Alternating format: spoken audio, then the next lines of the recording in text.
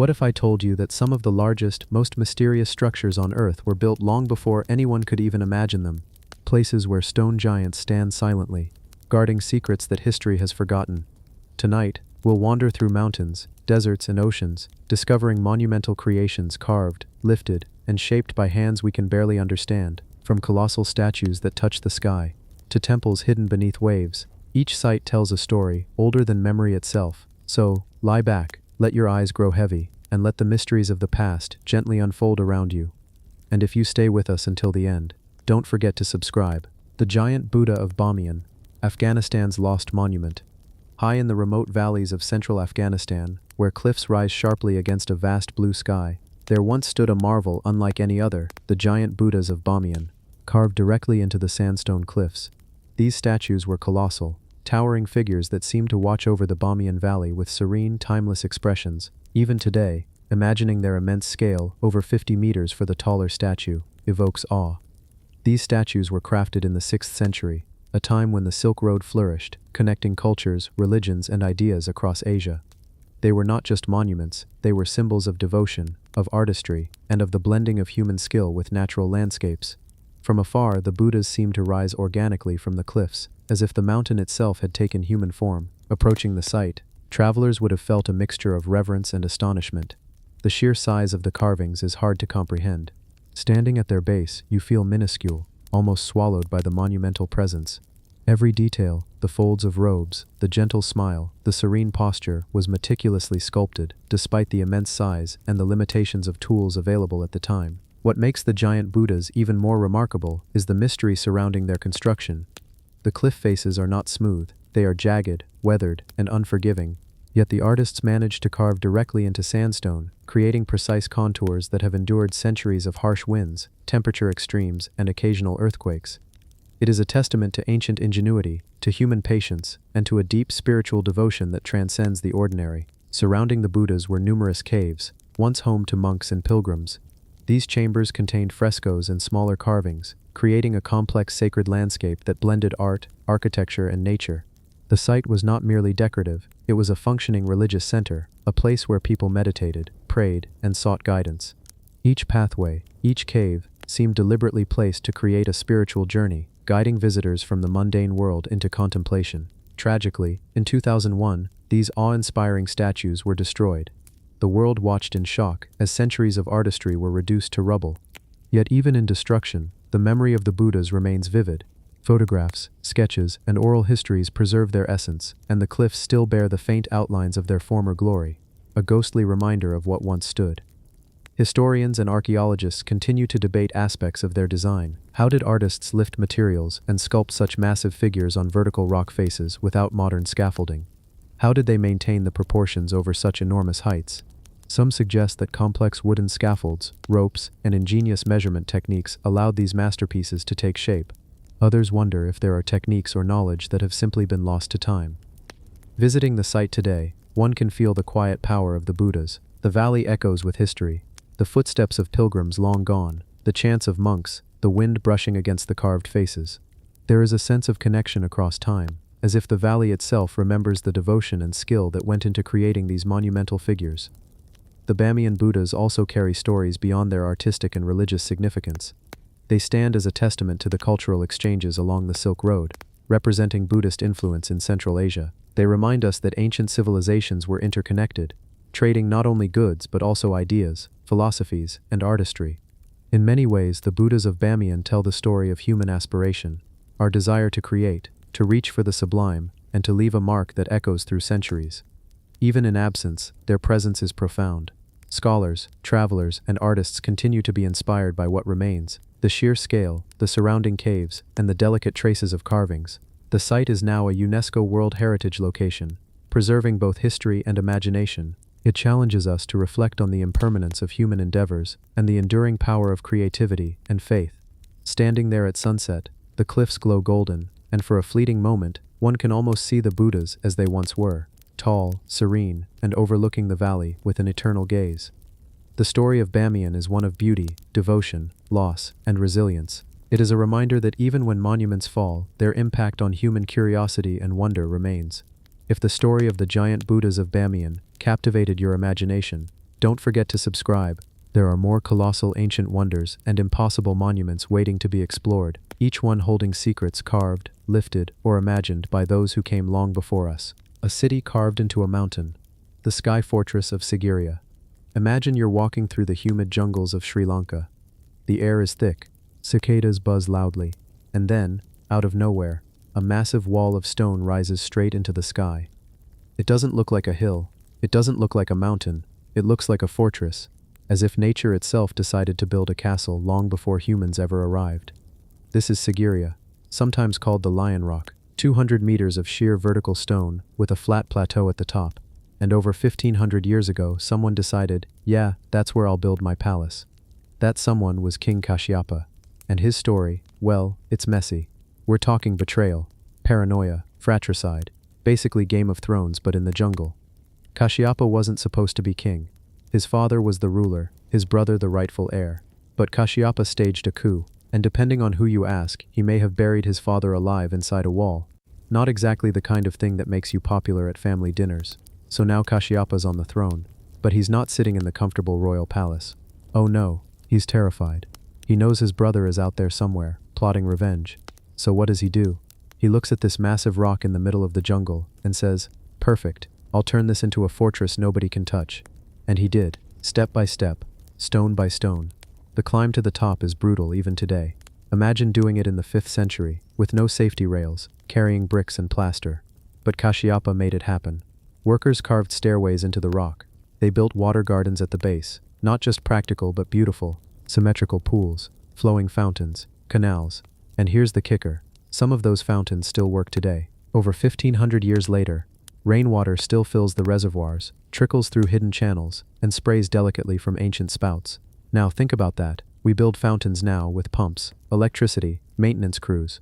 But Kashyapa's engineers built something that's been running on gravity and clever design for a millennium and a half. That's not just impressive, that's insane. But the real magic of Sigiriya is when you start climbing. Halfway up you reach something called the mirror wall. It used to be so polished that you could see your reflection in it. Imagine this, an orange glow of sunset, birds wheeling overhead, and you, looking into a wall of gleaming plaster in the middle of a jungle mountain. And the wall isn't empty, it's filled with graffiti, scribbled poems, names, little notes left by travelers from over 1,000 years ago. Some are sweet, some are basically ancient trolling. One even complains about how many tourists were there. So yeah, human nature hasn't really changed. Then there are the frescoes, painted directly onto the stone. Images of women, possibly celestial nymphs, or maybe Kashyapa's own consorts. They're so vivid, even after centuries of monsoons and sun. Soft faces, flowing robes, jewelry that still sparkles under the light. You almost feel like they're watching you as you climb past. And finally, you reach the top, the summit, flat, wide, open. It was once Kashyapa's palace, complete with gardens, pools carved into stone, and what many believe was his royal throne. Imagine standing there, surrounded by water tanks cut out of the rock, looking across miles and miles of green jungle in every direction. No wonder he chose it. From here you could see anyone coming days in advance. But Kashyapa's story doesn't end well. His brother eventually returned with an army. Kashyapa rode out to face him, and here's where fate turned cruel. He rode his war elephant into battle, but at some point, the elephant panicked. Maybe it saw something, maybe it stumbled. Whatever it was, it turned and fled, and when Kashyapa's troops saw their king retreating, they thought he was abandoning them, so they abandoned him. Kashyapa was left alone, surrounded by enemies. Rather than surrender, he took his own life, and just like that, the mighty king of Sigiriya was gone. After his death, the palace in the sky didn't vanish. It became a monastery. Monks lived there for centuries, carving out meditation caves, walking the same steps Kashyapa had walked in fear and ambition. And then, it faded into obscurity. The jungle swallowed it, until colonial explorers stumbled upon it again centuries later, wide-eyed, staring up at the giant rock and saying, "What on earth is this?" Sigiriya remains one of archaeology's greatest puzzles. Was it truly just Kashyapa's fortress palace? Or did this place have a sacred significance even before him? Some argue it was a spiritual site, repurposed by the king. Others think there might be entire sections of the rock still hiding secrets, chambers we haven't found, inscriptions we haven't read. And that's the thing about Sigiriya. It's not just stone and history, it's mystery. It's the audacity of a man who thought he could build a city in the sky, and the quiet echo of thousands of lives that passed through its gates. So if you ever find yourself in Sri Lanka, and you look up at that towering rock, remember Kashyapa, remember the hands that carved the steps, the voices that wrote on the mirror wall, the colors that still cling to the stone, and ask yourself, what drives a person to carve a palace out of a mountain? Was it fear? Was it pride? Was it the search for immortality? Whatever it was, the rock still stands, and its story will probably outlast us all. The pyramid that could hold a mountain, Acapana, of Tiwanaku. High on the windswept plains of Bolivia, where the air is thin and the horizon seems endless, lies one of the strangest and most ambitious constructions of the ancient world. The site is called Tiwanaku, and at its heart, towering above the surrounding ruins, stands the Acapana Pyramid. From a distance, you might mistake it for a weathered hill, but step closer, and you realize this isn't natural. It's carved, layered, engineered. A man-made mountain, built stone by stone nearly 1,500 years ago. Some call it the pyramid that could hold a mountain inside, and once you see it, you understand why. The Acapana Pyramid isn't as famous as Giza. It doesn't glimmer under the Egyptian sun or draw endless crowds of tourists. Instead, it sits in quiet silence, battered by wind and rain, half buried in the high-altitude soil. But make no mistake, it is colossal. The base stretches about 200 meters across. Its height, over 17 meters, though some scholars argue it was once much taller. And the stones that make it? Some weigh over 40 tons. Imagine dragging that weight across a plateau, without wheels, without iron tools, and somehow stacking it into terraces that form a massive stepped pyramid.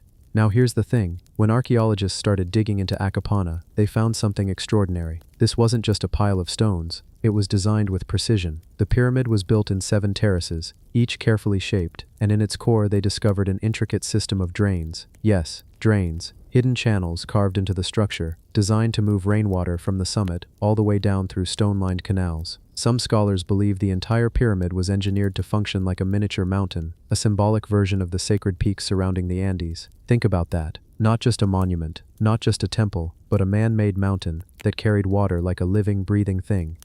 The people who built it were the Tiwanaku civilization. They thrived long before the Inca rose to power, yet their influence stretched across the Andes. Farmers, astronomers, architects, they turned a bleak, high-altitude plain into the center of a sprawling culture. And the Acapana? It was their masterpiece. Some archaeologists think it was a temple of rain. Others believe it was a cosmic observatory, aligned with the heavens. And there are those who whisper that it might have been something more, a place of power, where rituals blurred the line between earth and sky. When the Spanish first arrived, they thought it was a natural hill. That's how massive and weathered it had become. But the locals told them, no, this was built, layer upon layer, carved stone fitted together with astonishing skill. Let's slow down and picture it. Imagine walking up the pyramid in its prime. The steps gleam with cut andesite. The walls rise in perfect lines, each terrace held in place by enormous blocks. At the summit, there's a sunken courtyard, ringed by stones, where priests may have gathered. And when the rains came, water pooled at the top, then flowed gracefully through channels, cascading down the sides. It wasn't just functional, it was symbolic. A pyramid that mimicked the power of the mountains around it, a structure that tied heaven's rains to the earth's fertility. This was sacred architecture, on a scale so big it feels impossible. But here's the mystery. Why go through so much trouble? Why carve drains and channels into the heart of a pyramid? Why build something this massive, when smaller temples would have been easier? Some believe Acapana was designed to replicate the sacred mountain Illimani, which looms over the region even today. Maybe the Tiwanaku believed that by recreating the mountain in stone, they could control the flow of water, the gift of life. Others point to the astronomical alignments, stand in certain spots, and the rising sun lines perfectly with carved gates and walls. It wasn't just a temple, it was a calendar, a map of the heavens written into stone. And then there are the more speculative voices, the ones who say this was a machine, a water harvesting, energy channeling device built with knowledge we don't understand. It sounds far-fetched, but when you're standing on top of Acapana, staring at the stone channels and perfect alignments, you can't help but wonder. The tragedy is that much of Acapana has been destroyed. Over centuries, people raided it for stone, hauling blocks away to build houses and churches. The Spanish tore into it, not realizing what they were breaking. Even in modern times, looters dug tunnels, searching for treasure that may never have existed. What remains is only a shadow of its former self. But even that shadow is breathtaking. Close your eyes for a moment. Picture the pyramid in its glory. The terraces rising in steps toward the sky. Priests in colorful robes gathered in the summit courtyard. The sound of water flowing through hidden channels, spilling from terrace to terrace. The chants echoing across the high plateau, mixing with the howl of the Andean wind. This was no ordinary pyramid. It was alive. A mountain made by human hands, pulsing with water and meaning. The Tiwanaku people eventually vanished. We don't know exactly why. Climate change, famine, Conflict. The theories are many, but their legacy remains in stone. The Akapana still rises above the plain, scarred but standing, a reminder of a civilization that thought big, bigger than almost anyone else of their time. And that's what makes it so haunting, because when you stand there, among the ruins, you realize they moved mountains, not metaphorically, literally. They reshaped the land itself, and in doing so, they left behind a question we still can't answer. How? How did they do this with the tools they had? And more importantly, why? Was it religion? Power? A desperate attempt to control nature? Or something even stranger? Whatever the reason, the Akapana pyramid endures. A silent giant, a mountain within a mountain, and one of the greatest unsolved mysteries of the ancient world. A stairway to the gods, Ollantaytambo's impossible terraces. High in the sacred valley of Peru, among the jagged peaks of the Andes, there lies a place that feels almost alive. Its terraces climb the mountainside in long, precise steps, each one carved from stone with incredible skill. This is Ollantaytambo, a fortress, a temple, a city. From the moment you arrive, you notice the scale. The terraces are enormous, wide enough to walk across easily. They rise in steps that seem to reach the clouds. Every level is lined with stone walls. Some walls are still intact after hundreds of years, while others lean gently, worn by time. It is not just a building, it is a statement. According to history, Ollantaytambo was a stronghold of the Inca Empire. They used it as a fortress to defend against invaders, but it was also a religious site, a place where the Incas celebrated their gods, especially the sun. Yet when you look closely at the stonework, you notice something unusual. Some of the stones are massive, some are carved with a precision that seems impossible, even by today's standards. Some researchers even believe parts of Ollantaytambo predate the Inca. They may have been built by an older culture whose knowledge has been lost. The terraces themselves are remarkable. They were not only practical but ingenious. Each terrace had layers of gravel and soil to manage water, to prevent landslides, and to create microclimates suitable for crops. In a harsh mountain environment, this was vital. Farmers could grow food where it might otherwise have been impossible. The terraces were functional, yes, but they were also monumental. They transformed the mountainside into a living space, ordered and controlled. At the top of the terraces sits the Temple of the Sun. 6 enormous monoliths form its main wall, some weigh more than 50 tons, and the granite for these stones did not come from the mountain itself. It came from a quarry across the valley, several kilometers away. Transporting stones this heavy, over uneven mountain paths is difficult to imagine. And yet the Inca, or possibly earlier builders, moved them. They positioned them with a precision that seems impossible without modern machinery. Some stones along the route were never used. They lie abandoned, partially shaped, as if work stopped mid-journey. We do not know why. Perhaps the project was interrupted by conflict. Perhaps there was an earthquake or some other disaster. Perhaps the builders simply vanished. The mystery remains. Ollantaytambo was also a site of incredible defense. When the Spanish conquistadors arrived in the 16th century, this fortress became the scene of one of the Inca's greatest victories. Manco Inca, leading a small army, used the terraces and rivers strategically to hold off a far larger force. He flooded fields, trapped cavalry in mud, and rained arrows and stones from above. The Spanish were forced to retreat, at least temporarily. It was a brief victory, but it demonstrates how carefully the site was designed. Yet beyond its practical uses, Ollantaytambo carries a sense of wonder.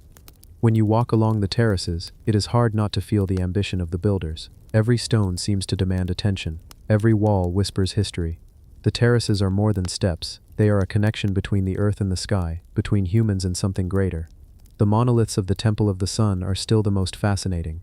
They are so large, so perfectly fitted together, that you cannot slip a finger between the seams. Modern engineers have studied them and say that aligning stones of this size with such accuracy is incredibly difficult even today. And yet, here they stand. Silent, immense, precise. Imagine the people who built this. Workers dragging stones, carefully shaping each block. Priests performing rituals. Farmers tending terraces far below. Soldiers guarding approaches. All of them moving within a structure that is both functional and awe-inspiring. It is a place where everyday life and divine ambition meet. Even today, people live in Ollantaytambo. Inca houses are still used. Streets still follow the old layouts. Life continues amid the ruins. And yet the terraces rise above it all, reminders of skill, vision, and perhaps knowledge we no longer fully understand. Standing at the top, looking down over the valley, you realize this is more than a fortress. It is a statement of power, a stairway to the gods, a challenge to anyone who studies it. The terraces, the walls, the temple, They ask questions we may never answer. How were they built? Why were they built this way? What knowledge was needed to move stones of such size and place them so precisely? Ollantaytambo does not speak in words. It speaks in stone, in scale, in presence, and it leaves you with one undeniable thought. Whoever built this, they understood something extraordinary about their world, something we are only beginning to glimpse. The terraces climb steadily upward, the walls still hold, the stones still fit together like a puzzle, and as you walk along the steps tracing the hands of those who came centuries before, you feel the calm and the awe of standing in a place built for gods, warriors, and people alike. It is a sight of incredible achievement, and yet, it is also a sight of mystery. Ollantaytambo reminds us that even in a world without modern technology, human ambition and skill can create wonders that endure for centuries. Even as the sun sets over the sacred valley, the terraces glow with a quiet light, the stones reflect the day's last warmth, and in that quiet, you can almost hear the voices of the past, not in words but in presence, not in writing but in stone. Ollantaytambo is not just history, it is a question carved into the Andes, a question that remains unanswered, a place that asks us to wonder, to imagine, and to remember the skill and vision of those who came before. And perhaps, as you drift toward sleep, thinking of these terraces climbing toward the sky, you realize that some mysteries are not meant to be solved, they are meant to be felt. The palace said to hold a monster, labyrinth of Knossos, high on the island of Crete, where the Aegean Sea laps gently against rugged shores, there lies a place wrapped in myths and stone. This is Knossos, the ancient Minoan palace, a labyrinth not just of walls and corridors, but of imagination, history, and secrets waiting patiently for discovery. From the moment you approach, Knossos impresses. The ruins are vast, sprawling over acres of uneven terrain. What survives today is only a fraction of what once stood, yet even in ruin, it exudes power. Towers rise above terraces, walls twist and turn, courtyards open unexpectedly, like chapters in a book waiting to be read. Every corner seems to hint at a story, something just out of reach. Legend says that within these walls, a monster once roamed, a creature called the Minotaur, half man, half bull. It is said to have lived in a labyrinth so complex that escape was impossible. Of course, myths grow from truth. Perhaps the Minotaur was symbolic, a tale to keep citizens in awe or enemies at bay. But when you wander the corridors of Knossos, you begin to understand why such a story could emerge. The palace is dizzying in its complexity. Passageways twist back on themselves. Some halls end abruptly, leading nowhere. Staircases climb in unexpected directions. Doors are unevenly placed, and rooms of different sizes and shapes appear in clusters. It is easy to feel disoriented. Archaeologists have studied Knossos for decades. Excavations reveal multi-story buildings, frescoed walls, advanced plumbing, and storage rooms filled with evidence of a sophisticated society. They built drainage systems and clay pipes that carried water across the palace. The Minoans were artists and engineers, and yet, amid all this sophistication, there is something mysterious. Some corridors and chambers seem purposeless. Some walls are thicker than necessary. Some rooms align with no apparent plan. Were these mistakes, or were they deliberate? Some researchers suggest the palace itself was a kind of labyrinth, a defensive measure, a symbolic representation of power, or even a ceremonial space meant to awe its visitors. The throne room is perhaps the most fascinating. A stone seat, slightly raised, stands alone. It is surrounded by benches and narrow corridors. Frescoes depict bulls in mid-leap, their muscles coiled with tension. Bulls were sacred to the Minoans, worshipped, feared, revered. In some ways the throne room feels alive. You can almost imagine the king or priest sitting there, overseeing rituals, while masked dancers performed in the courtyards below. And then there are the frescoes. Vibrant colors still cling to plaster walls, depicting scenes of animals, processions, and humans in motion. They are energetic, alive, but their purpose remains a mystery. Were they religious, decorative, educational, or messages meant for a select few? The more you stare at them, the more questions arise. Each figure seems to have a story, a meaning lost in time. Some chambers appear unusually small, their ceilings low, their floors uneven. Others are vast, open, almost theatrical.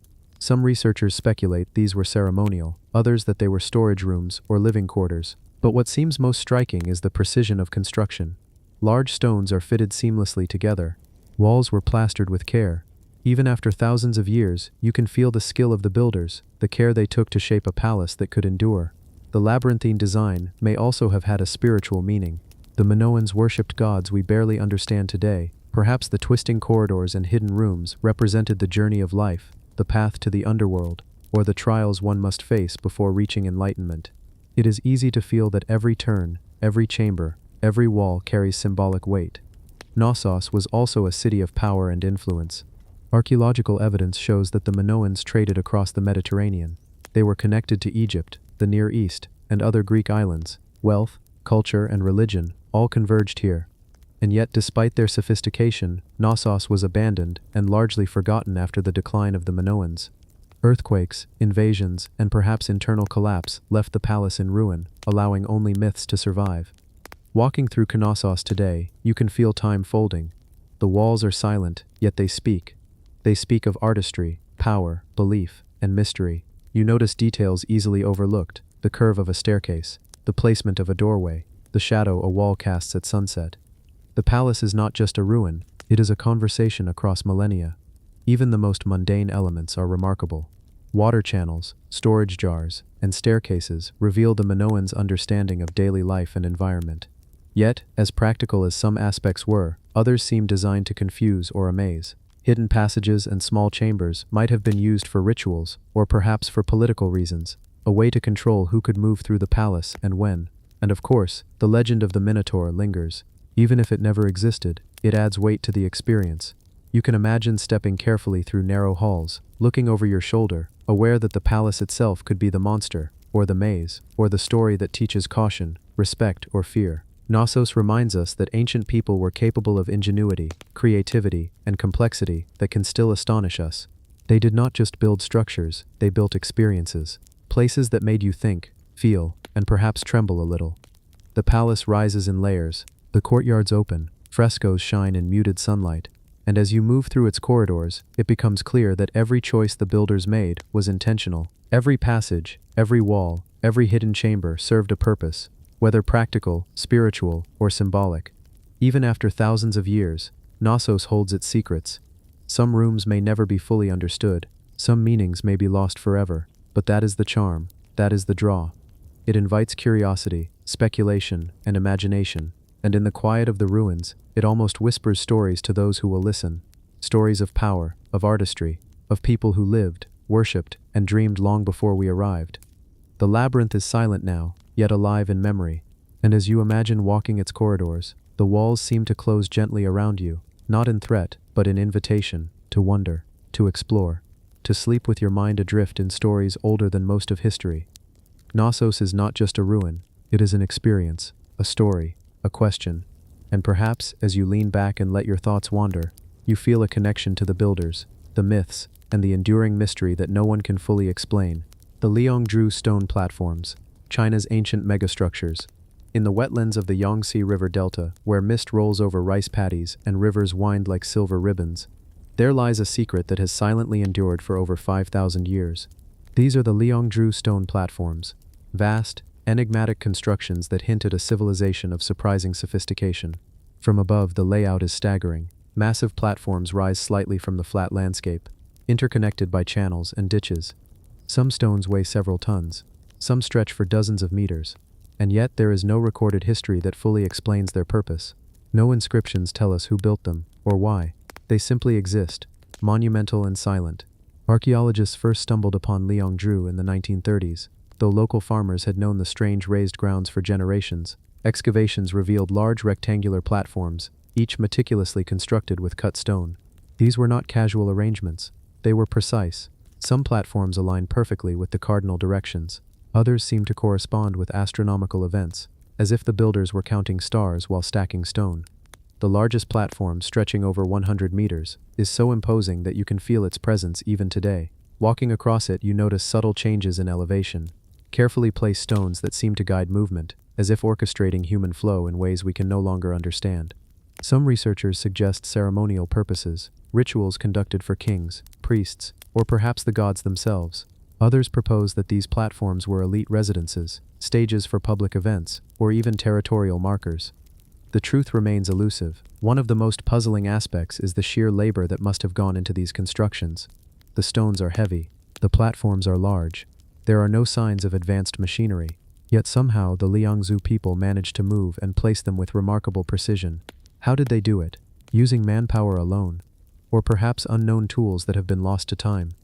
Even more intriguing is what lies beneath the stone. Excavations have uncovered jade artifacts, ceremonial weapons, and ritual objects buried carefully under the platforms. Jade, prized and difficult to work, hints at a society that not only valued artistry, but had the resources to dedicate immense effort to non-utilitarian objects. These were not merely practical people. They were builders, planners, and dreamers, invested in things that extended beyond survival. The platforms also appear to be part of a larger network. Nearby, smaller stone structures, canals, and raised pathways suggest careful urban planning. Water management seems to have been a priority. The channels could have diverted floodwaters, controlled irrigation, or even served ritualistic functions. It's easy to imagine the people of Liangzhu walking these platforms, carrying out ceremonies, navigating a city built to impress and endure. And yet, the civilization disappeared. By around 2300 BCE, evidence shows that the Liangzhu culture collapsed. Floods, environmental changes, or societal upheaval may have played a role. Whatever the reason, the platforms remained, silent witnesses to a people who vanished from the record, leaving behind only stone, jade, and mystery. The sheer scale and precision of Liangzhu leave modern engineers astonished. Stones interlock, platforms are elevated to prevent flooding, and the layout suggests a deep understanding of geometry and hydraulics. All this without written records, without metal tools, without machinery. The mind struggles to reconcile the sophistication of the structures with the limited technology we assume they had. Walking across the platforms today, the mist often thickens, and the distant sound of water trickling through channels creates a rhythm almost meditative. It is easy to imagine the sight as it once was. Priests or rulers walking deliberately, rituals unfolding, the community watching from terraces, perhaps in awe or reverence. Archaeologists continue to study the Liangzhu platforms, uncovering pottery, jade axes, and ornaments. Each discovery adds pieces to the puzzle, but the overall picture remains incomplete. Who planned such vast structures? How did they manage the labor? Why these particular designs? What cultural or religious meanings did the platforms hold? The platforms speak quietly. Their stones are cold, yet purposeful. Their design is meticulous, yet mysterious.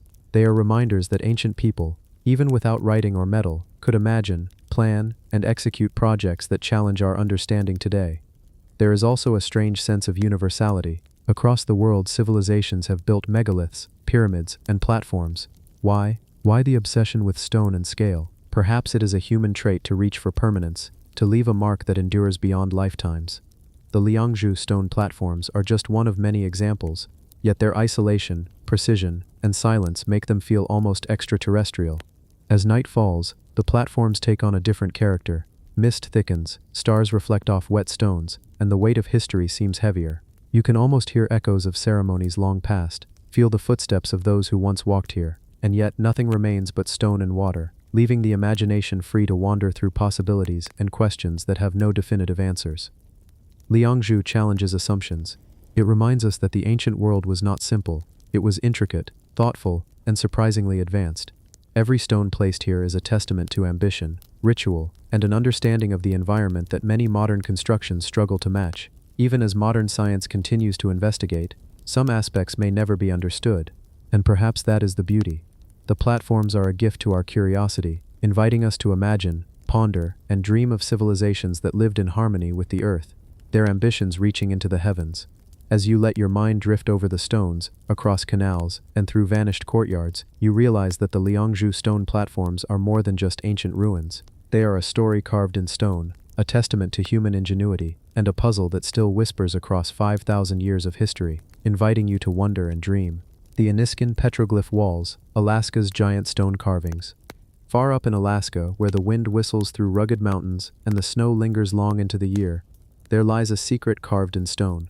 These are the Aniskin petroglyph walls, towering cliffs etched with images that have survived thousands of years, patiently waiting for anyone to notice. At first glance, it might seem like a lonely stretch of rock, silent and empty, but as your eyes adjust, patterns begin to emerge. Figures of animals, humans, abstract symbols, all chiseled with surprising precision. Some carvings are small, delicate, almost hidden. Others are massive, towering several meters, demanding attention, as if meant to awe any who gazed upon them. No one truly knows who created them. Scholars suggest ancient Alaskan peoples, perhaps hunter-gatherers who roamed these lands long before recorded history, yet the size and scale of the carvings leave room for doubt.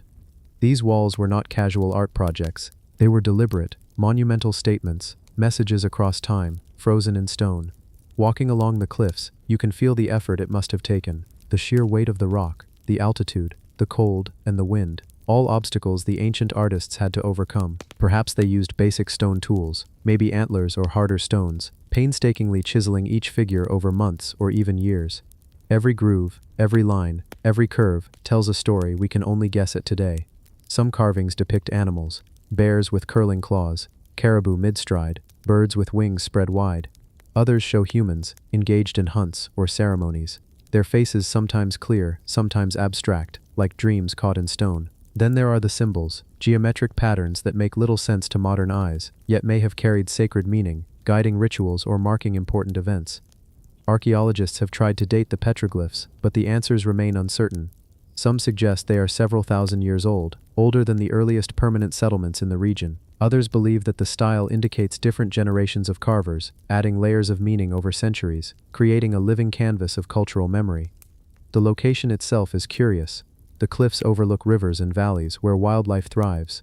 Perhaps the ancient carvers chose these walls deliberately, connecting the carvings to hunting grounds, sacred sites, or celestial observations. Some researchers notice alignments with the sun at certain times of the year, as if the carvings were meant to interact with light and shadow, creating temporary patterns during solstices or equinoxes. One of the most striking features is the scale. A human figure carved 3 meters tall is no small feat. Imagine standing in the freezing wind, chipping stone inch by inch, shaping each line with care and intent. It's exhausting just to imagine. Yet the artist persisted, leaving behind images that speak not only of skill but of a worldview, a desire to communicate something beyond survival, beyond daily life. And then there's the mystery of meaning. Were these carvings maps, stories, religious icons? Did they mark territory or commemorate events? Or were they meant to be understood only by the initiated, a secret language of the ancients, whispering through millennia? Modern interpretation struggles because we are outsiders, seeing only fragments and making assumptions. The original purpose may be lost forever. As night falls over the cliffs, the atmosphere changes. Shadows stretch across the carvings, the wind softens, and the river below murmurs like a distant memory. The petroglyphs seem almost alive, as if acknowledging the passage of time while keeping their secrets. Standing here, it's easy to feel both awe and humility. These walls are monumental not just in size, but in ambition. They are a testament to the human need to create, to record, to reach across time. Even today, the Inniskin petroglyph walls challenge expectations. They remind us that ancient societies, often considered primitive, possessed vision, creativity, and patience on a scale that defies understanding.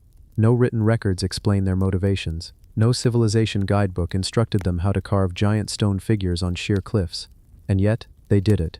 Some carvings have weathered away, leaving faint traces of what once was. Others remain sharp, cutting across the millennia. Modern technology, drones, 3D scanning, and high-resolution photography has allowed us to preserve and study them in unprecedented detail. But even with all these tools, the emotional impact of standing before the walls in person cannot be replicated. You feel small, yet connected, part of a continuum that stretches back thousands of years. Local legends also surround the site. Some tales speak of spirits who guard the carvings, protecting the wisdom of the ancients. Others tell of travelers who, upon witnessing the walls at dawn, experience visions of hunts, ceremonies, and forgotten peoples. Whether myth or memory, these stories add layers of wonder, making the Inniskin petroglyph walls more than stone. They are living memories of imagination and culture. The carvings also pose technical questions. How did ancient people scale these cliffs safely? How did they maintain proportion over such large figures? How did they visualize what the final image would look like on a vertical surface? The answers elude us, emphasizing the mystery.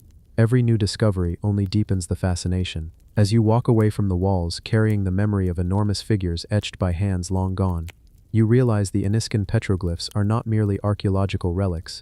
They are a meditation, a quiet challenge across time, inviting us to ponder creativity, perseverance, and the stories we leave behind. The giant carvings hold no easy answers. They offer only wonder, curiosity, and a profound sense of human achievement. And in their silent, weathered presence, they remind us that some mysteries are meant to endure, whispering to every generation that passes by, urging us to dream, imagine, and sometimes, simply marvel. The Alaka Hoyuk Sphinx Gate, Turkey's giant stone guardian.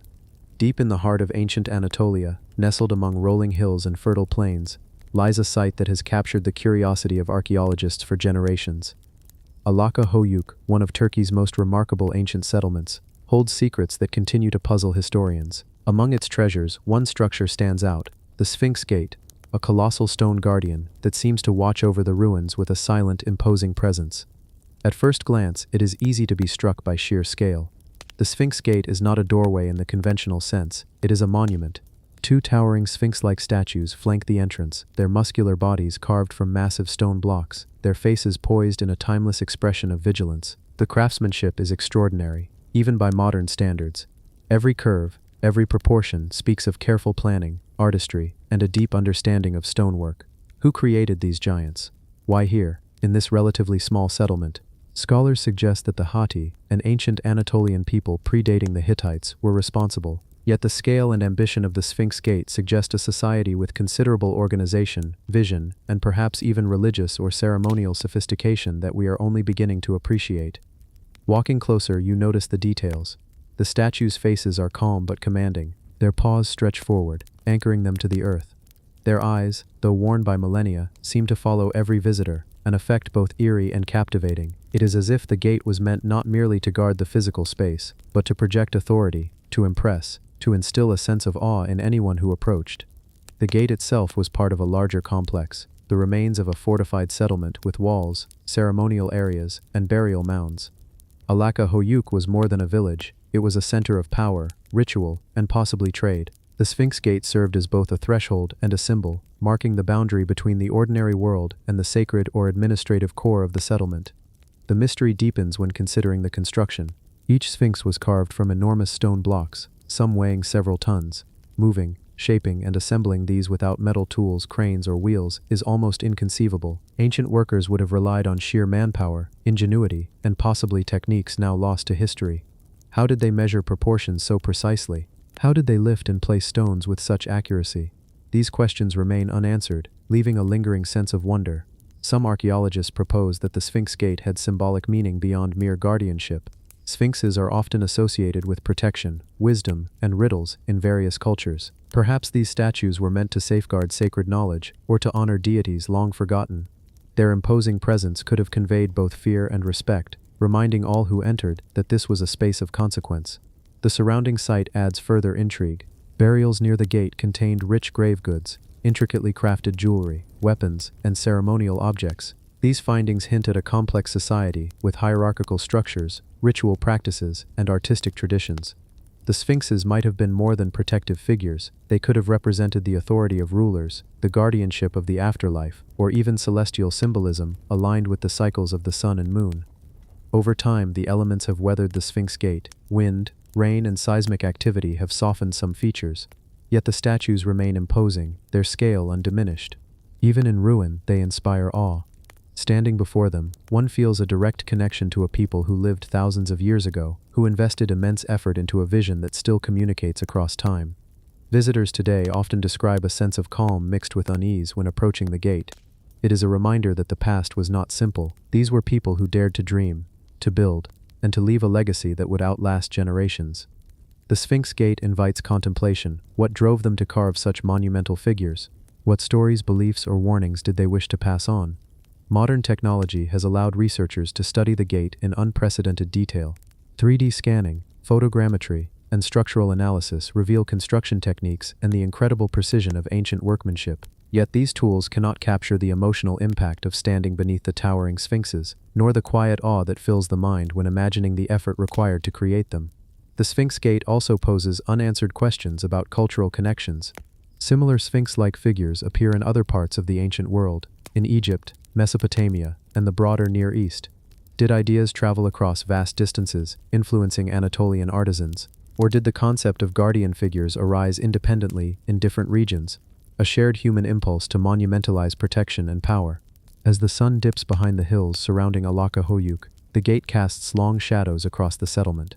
The stone giants remain silent, yet their presence feels alive, a timeless testament to human creativity, ambition, and mystery.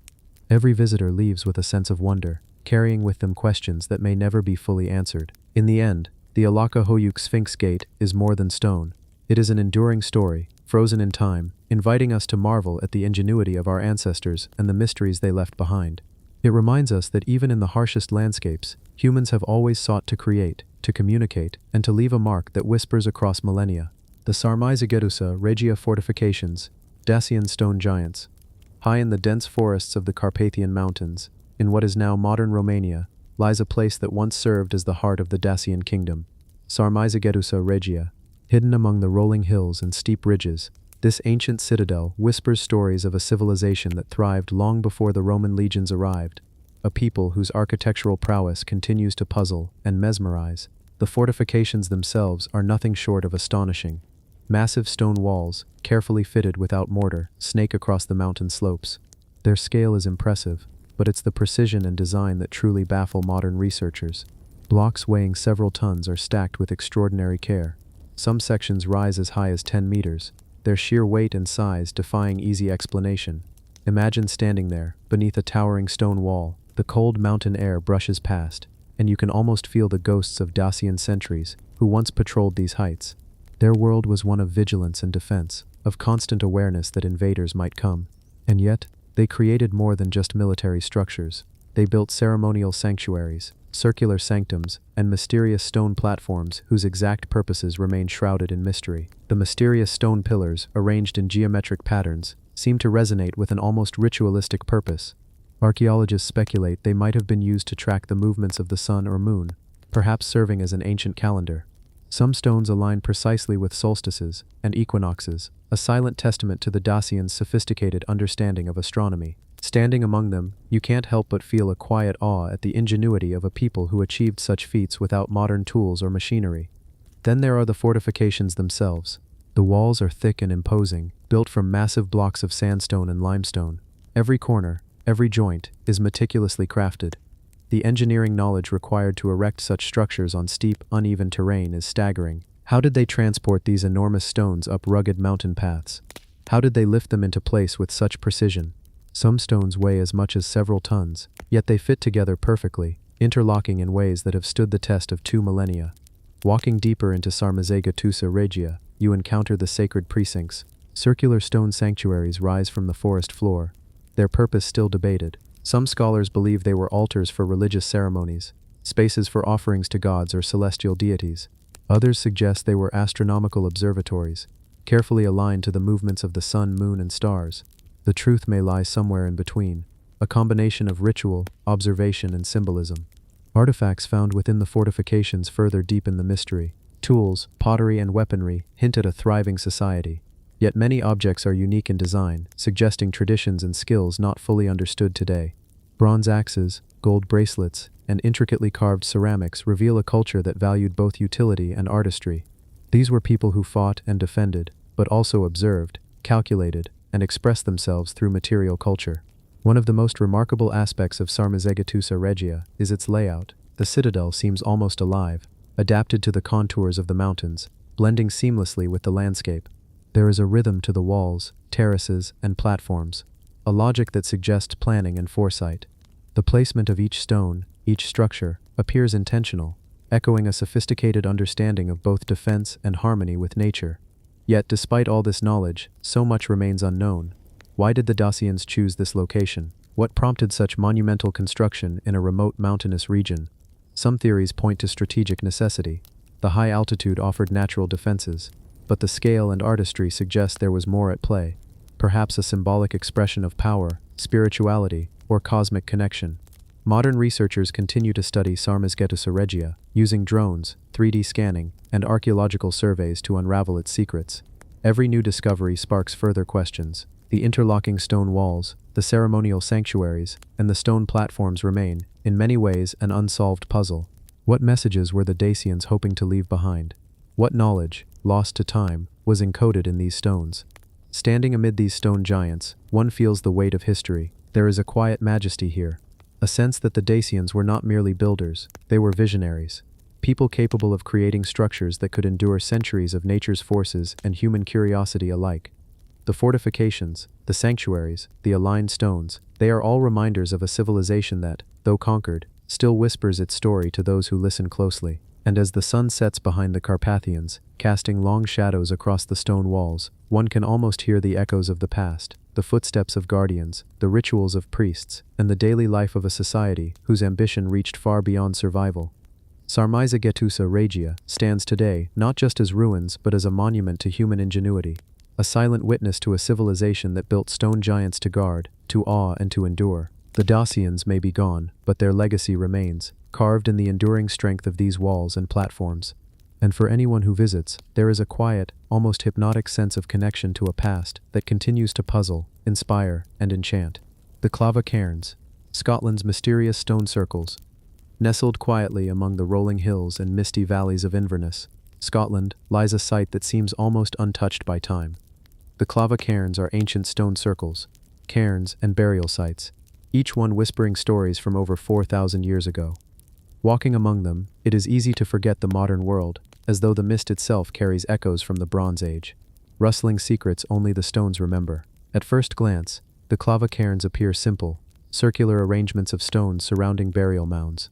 But a closer look reveals extraordinary precision. The stones are carefully shaped, positioned, and aligned. Some circles frame the sun during solstices, others mark lunar paths. Each arrangement suggests that the builders understood not just the land beneath their feet, but the skies above them. Imagine standing in the center of a stone circle at dawn. The sun rises slowly, its rays striking one particular stone with perfect alignment. For the people who built these cairns, such moments may have been sacred, marking festivals, seasons, or spiritual transitions. We can only speculate, but the feeling is undeniable. These stones are more than markers, they are silent observers of time, nature, and human life. The cairns themselves are fascinating.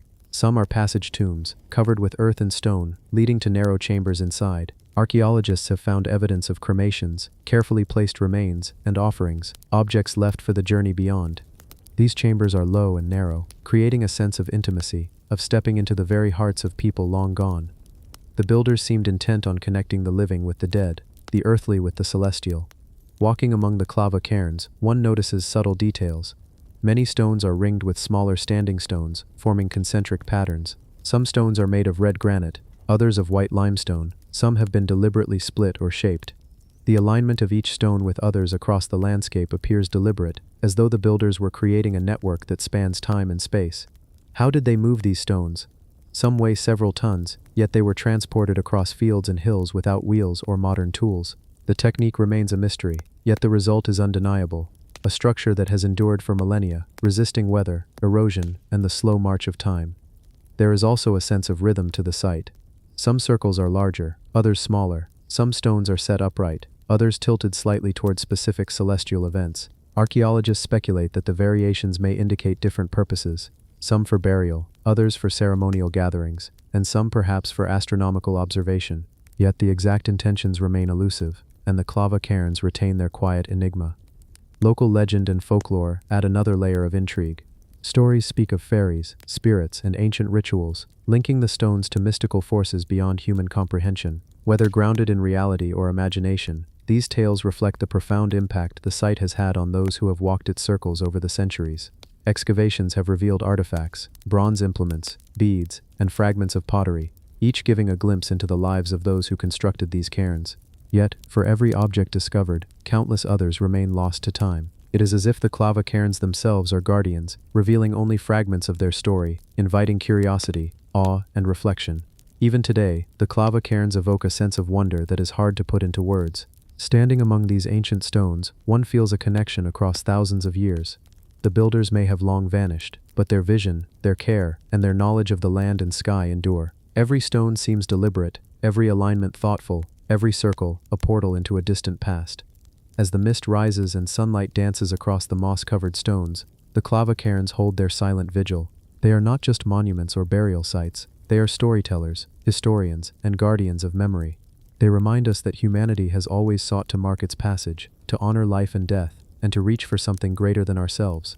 To walk among the Clava Cairns is to step softly into history, to feel the weight of generations, and to marvel at what humans can achieve, even in an era without modern tools or machines. These stone circles endure, and with them, a quiet, timeless mystery that continues to fascinate, to inspire, and to invite endless contemplation. The Zoretz Karar, Armenia's giant stone cemetery. High on the rolling hills of Armenia, near the quiet town of Sisian, lies a site that is as mysterious as it is ancient. Zoretz Karar, often called Armenia's Stonehenge. But unlike its British counterpart, Zoret's Karar feels wilder, more untamed, and somehow closer to the earth itself. Stepping among the hundreds of upright stones, some weighing several tons, one can feel the sheer scale of human ambition stretching back over 5,000 years. At first glance, the site seems like a simple arrangement of stones, yet, as you move closer, the details emerge. Many stones are carefully set, aligned with precision. Some stand in rows, others in circles, and some are tilted just so, pointing toward the rising sun, or specific stars. These arrangements suggest that the people who built Zoret's Karar had an intimate understanding of both the heavens and the landscape around them. The site is often referred to as a cemetery. Many of the stones are thought to mark burial sites, though actual human remains are sparse. Archaeologists speculate that these stones may have been memorials, gravestones, or markers of sacred places. Some of the stones bear holes drilled through them, perhaps for ritual purposes or astronomical observations, a detail that adds to the enigma of the site. Walking among the stones, it is impossible not to imagine the builders. Who were they? What drove them to erect such massive stones in this remote, rocky landscape? There are no written records, no inscriptions, no obvious signs of everyday life nearby. Only the stones remain, standing silently, pointing to a past that seems both grand and elusive. The sheer size of some of the megaliths is staggering. One stone might weigh more than 10 tons, yet it was transported and positioned with remarkable precision. Without modern tools, cranes, or wheels, how did the ancient Armenians accomplish this? The methods remain speculative, with some theories suggesting simple levers, ramps, and a large workforce. But even with these explanations, the feat feels almost impossible. Zoret's Karar is not just a cemetery. Some researchers suggest it was an astronomical observatory. Certain stones align with the solstices and equinoxes, while others may have tracked lunar cycles or the movements of bright stars. Standing there at dawn or dusk, it is easy to feel a quiet awe, imagining ancient people observing the heavens and recording time in stone, their knowledge encoded in patterns that have survived millennia. The atmosphere of the site is captivating. On foggy mornings, the stones appear like sentinels rising from the mist. Birds circle overhead, and the wind whispers across the hillside. It's easy to imagine ceremonies taking place here, fires flickering at night, and the sounds of chants or instruments echoing across the landscape. The site seems alive, a place where past and present meet, and where mysteries remain deliberately unsolved. Artifacts found nearby provide glimpses into the lives of the builders. Pottery fragments, tools, and remnants of hearths suggest that people lived and worked in the surrounding area. Yet these objects tell only part of the story. The stones themselves seem to dominate the landscape, commanding attention and respect, and hinting at a culture that valued memory, astronomy, and perhaps spirituality in ways we are only beginning to understand. Many legends surround Zoret's Karar. Local folklore speaks of giants who moved the stones, of spirits that linger among them, and of ancient kings whose graves were marked by these megaliths. While these stories may be myth, they reflect the impact the site has had on human imagination over thousands of years. One of the most striking aspects is the site's endurance. Despite centuries of weather, earthquakes, and human activity, the stones remain largely intact. The alignments still function, the patterns are still visible. Time has not erased the deliberate choices of the builders, and we are left to marvel at their vision, precision, and dedication. As the sun sets over the hills of Armenia, casting long shadows across the stones, Zoret's Karar takes on an almost mystical quality. It is a reminder that human ambition, knowledge, and curiosity existed long before written history. It challenges our assumptions about ancient people and their capabilities, urging us to consider that there are truths buried in the past that we may never fully uncover. The stones of Zoret's Karar endure quietly, speaking to anyone willing to listen. They are a silent cemetery, a cosmic calendar, a testament to ingenuity, and a monument to mystery. Standing among them, one feels a connection to something timeless, a humbling reminder of human creativity and the secrets that still linger, waiting for those patient enough to observe and wonder. The Tiahuanaco H-blocks, Bolivia's impossible stonework. High on the windswept plains of Bolivia's Altiplano, near the shores of Lake Titicaca, lies a site that has puzzled archaeologists, engineers, and historians for over a century: Tiahuanaco. Within this ancient city, among scattered ruins and ceremonial platforms, lie the legendary H-blocks, massive stone pieces carved with an almost impossible precision. At first glance, the H-blocks may seem like ordinary stones, but a closer look reveals the astonishing detail and uniformity in their construction. Each block is shaped with right angles, perfectly straight edges, and channels that interlock with other blocks like pieces of a giant stone puzzle. They are not mere building blocks, they are a testament to a lost understanding of engineering. geometry, and craftsmanship. Some of these blocks weigh over 100 tons, yet they were moved across uneven terrain without wheels, cranes, or modern machinery. The questions that arise are immediate and persistent. How were these stones cut so precisely? How were they transported, aligned, and fitted together with such exactness? And why? The H blocks do not just challenge our understanding of history, they challenge what we believe ancient humans were capable of achieving.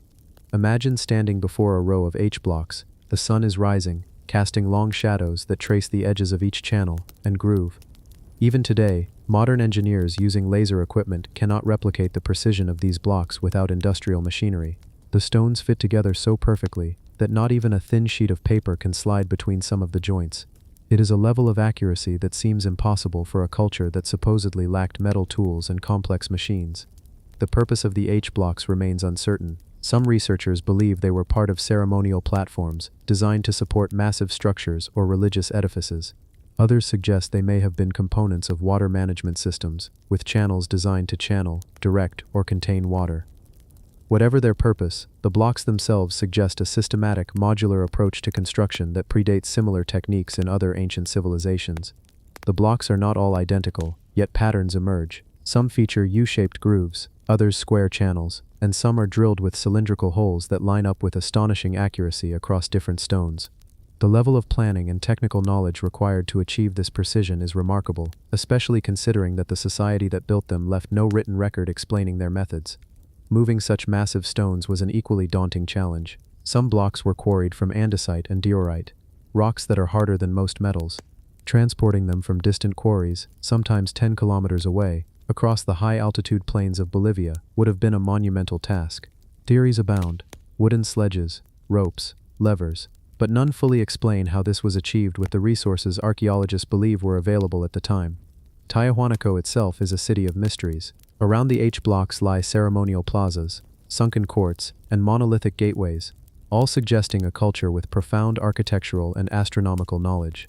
The site aligns with solstices and cardinal points, hinting at a civilization deeply connected to the sky and the movement of celestial bodies.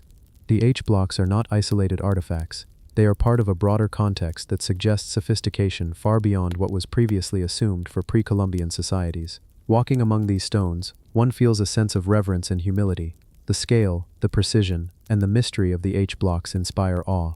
Modern engineers continue to experiment, attempting to replicate the techniques, but each attempt highlights how remarkable the original work truly is. Even with today's technology, recreating these blocks requires enormous effort.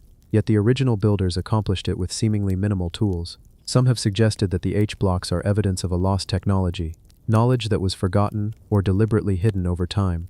Others argue that it is a demonstration of human ingenuity, the result of careful planning, experimentation, and collaborative effort over generations. Perhaps the truth lies somewhere in between, a culture that understood principles we are only beginning to grasp, a civilization whose methods were so effective that their constructions have endured for millennia. Despite centuries of study, the H blocks continue to captivate visitors.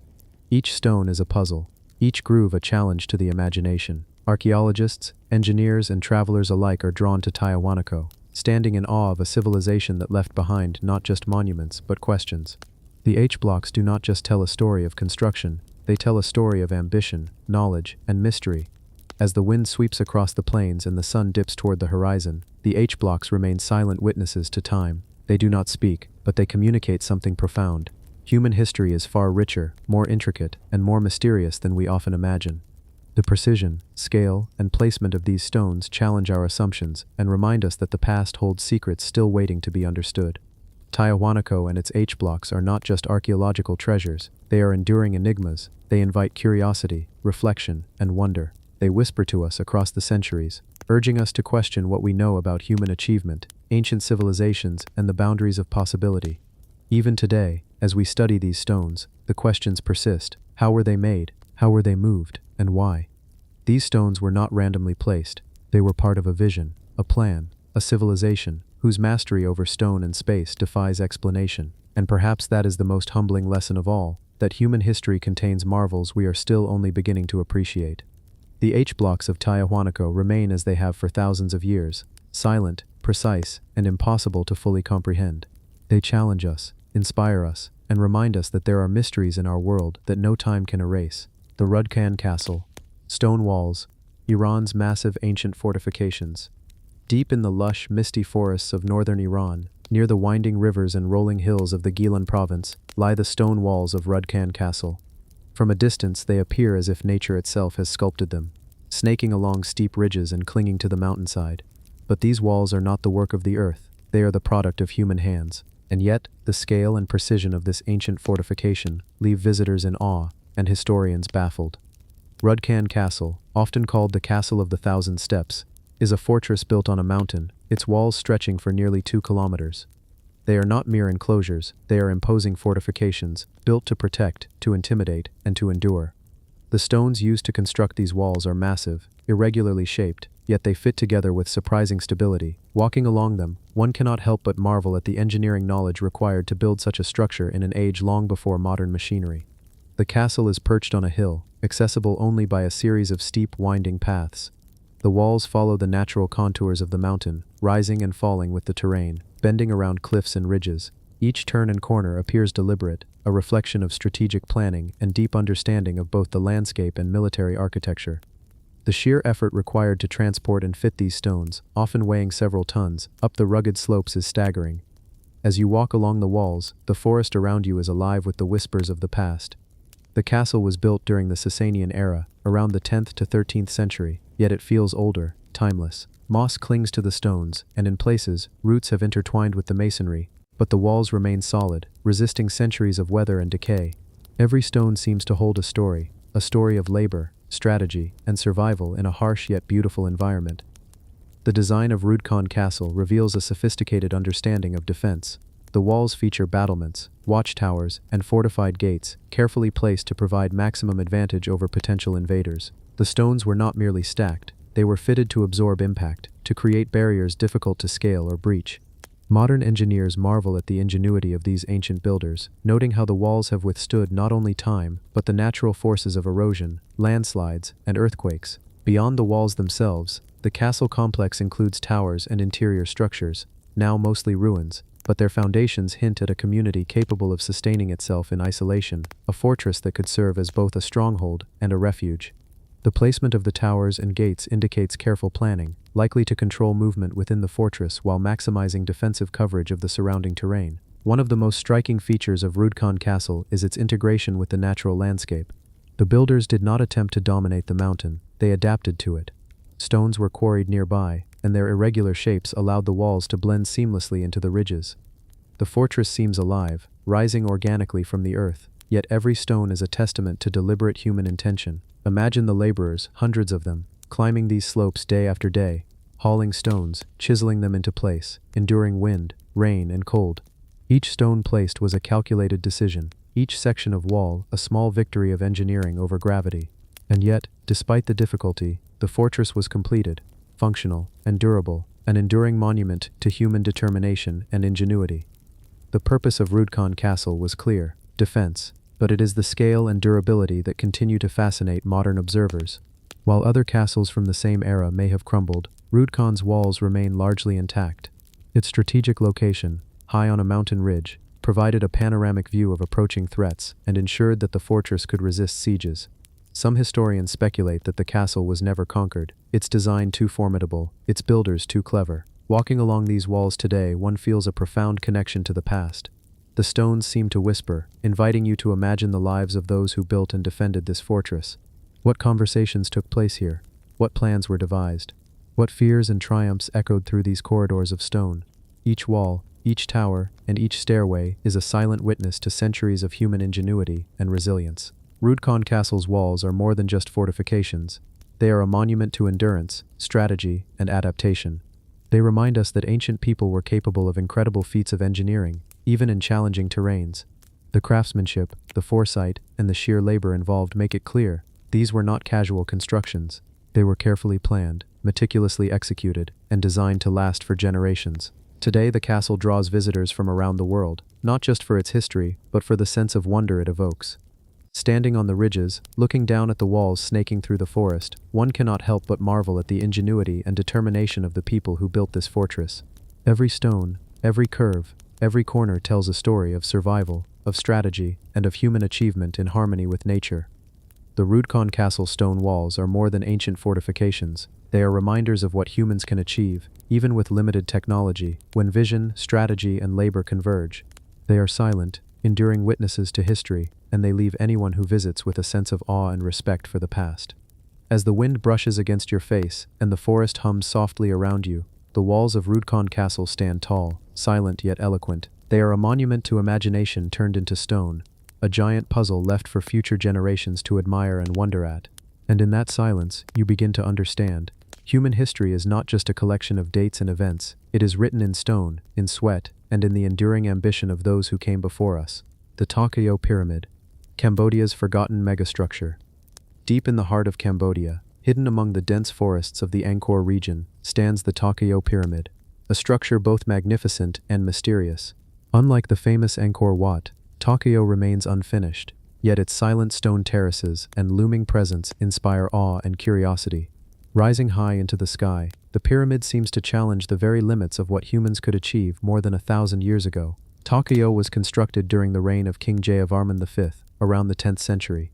Its purpose is still debated among historians, but most agree that it was intended as a temple to honor the Hindu god Shiva. The pyramid is enormous. 10 terraces rise one above the other, built from massive sandstone blocks, each carefully shaped and fitted. Despite its unfinished state, the grandeur is palpable. From the base to the summit, the sheer scale of the structure is humbling, a testament to the ambition and vision of the Khmer builders. Walking among the terraces, you notice the precision of the stonework. The blocks, some weighing several tons, were transported across challenging terrain without the aid of modern machinery.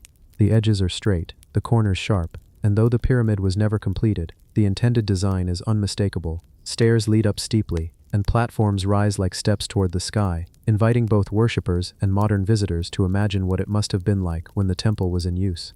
One of the most fascinating aspects of Takeo is its unfinished nature.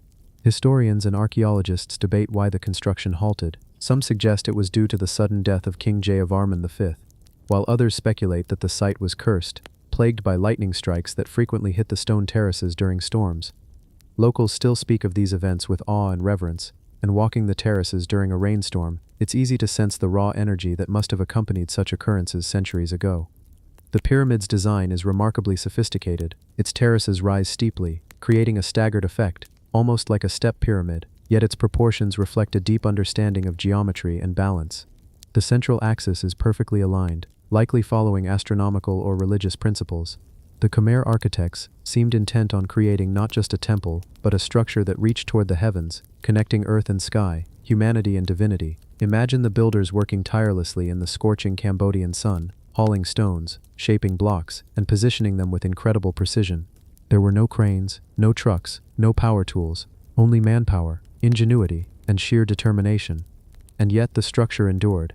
Even unfinished, the pyramid withstands centuries of weather, tropical storms, and encroaching forest, a silent witness to human ambition and the passage of time. Takeo's walls are adorned with the beginnings of carvings, intricate patterns that hint at the detailed bas-reliefs that were never completed.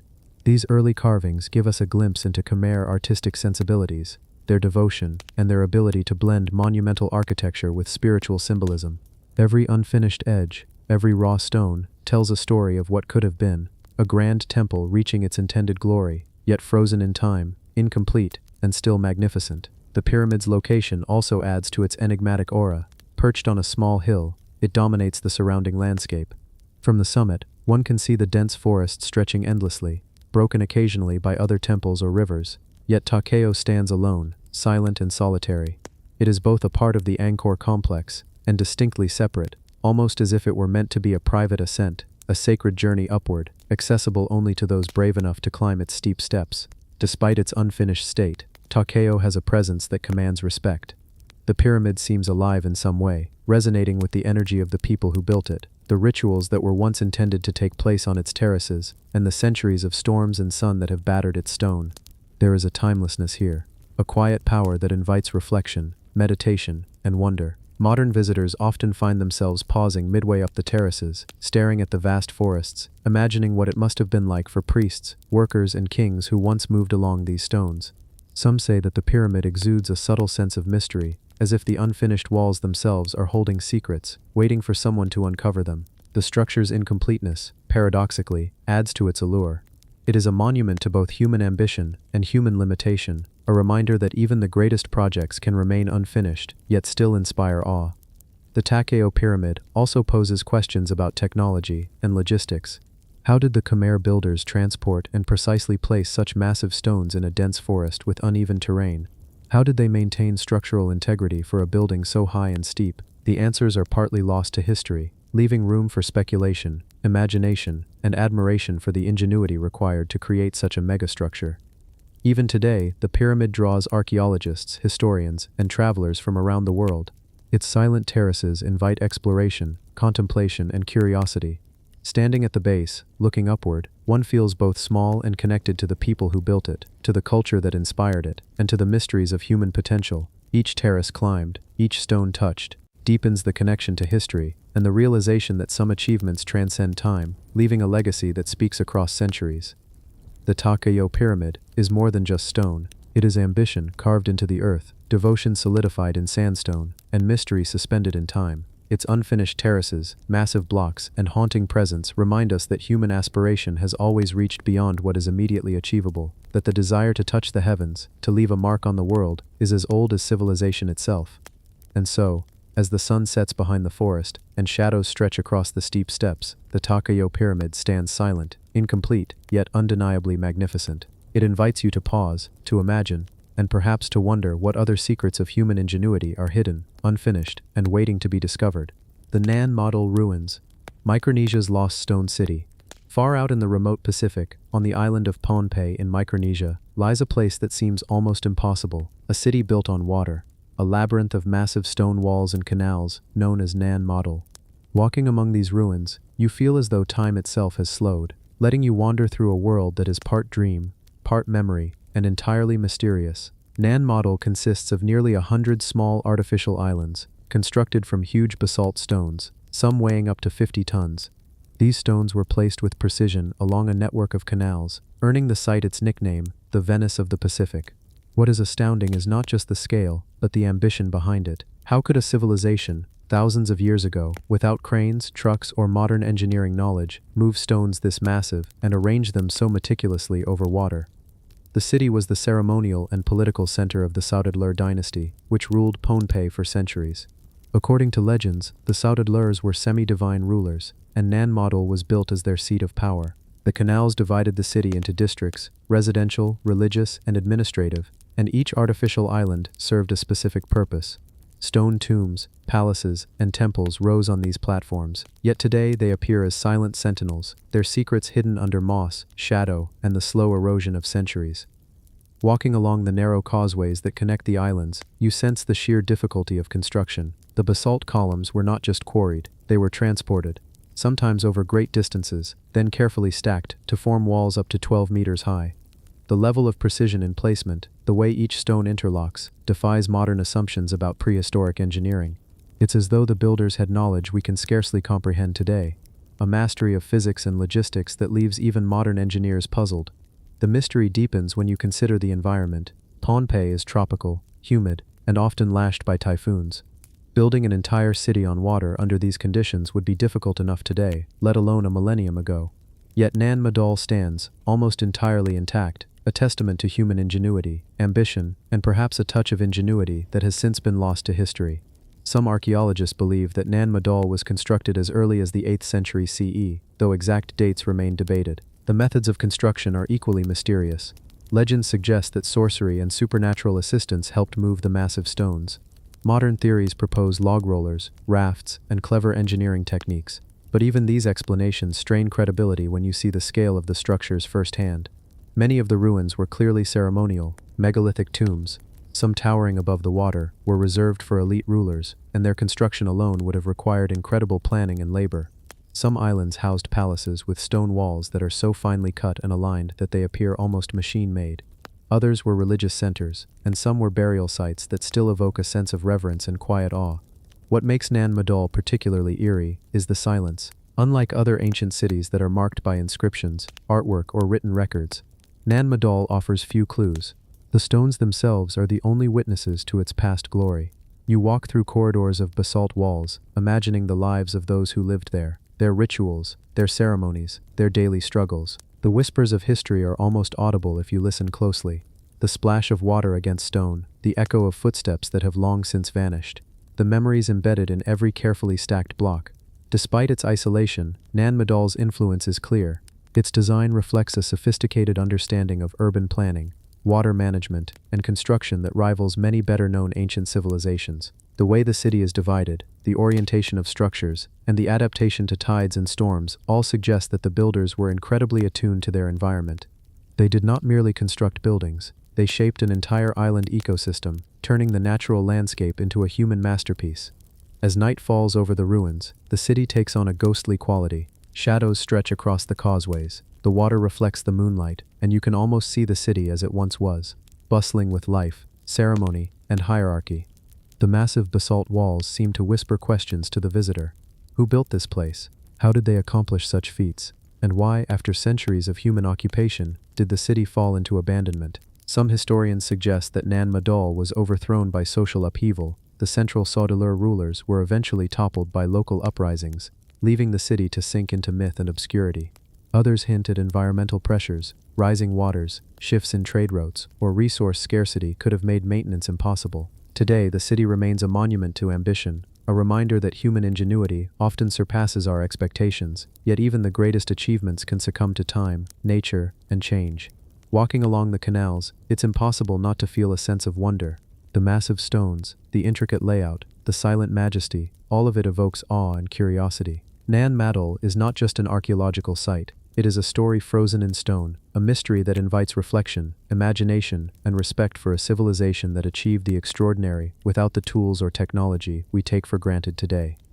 Even as the waves lap against the basalt walls and the wind rustles through the palms, Nan Madol holds its secrets tightly, and perhaps that is part of its enduring magic. It is a city that asks questions rather than giving answers, a puzzle of ambition, mystery, and human achievement that continues to fascinate anyone who steps upon its stone causeways.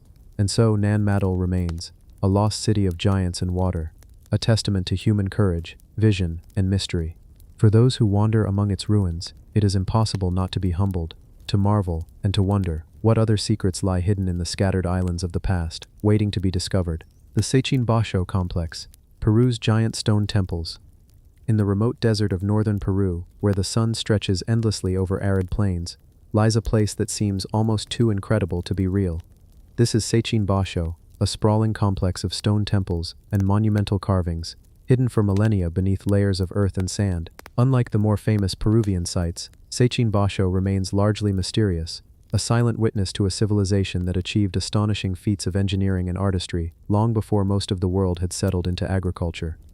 Walking through the site today, you see enormous stone platforms, some measuring over 200 meters in length, aligned in a way that suggests precise planning. Massive walls rise from the desert floor, carved with intricate reliefs depicting warriors, rulers, and ritual scenes. Each stone seems carefully selected, shaped, and placed with a level of craftsmanship that challenges modern understanding of prehistoric construction.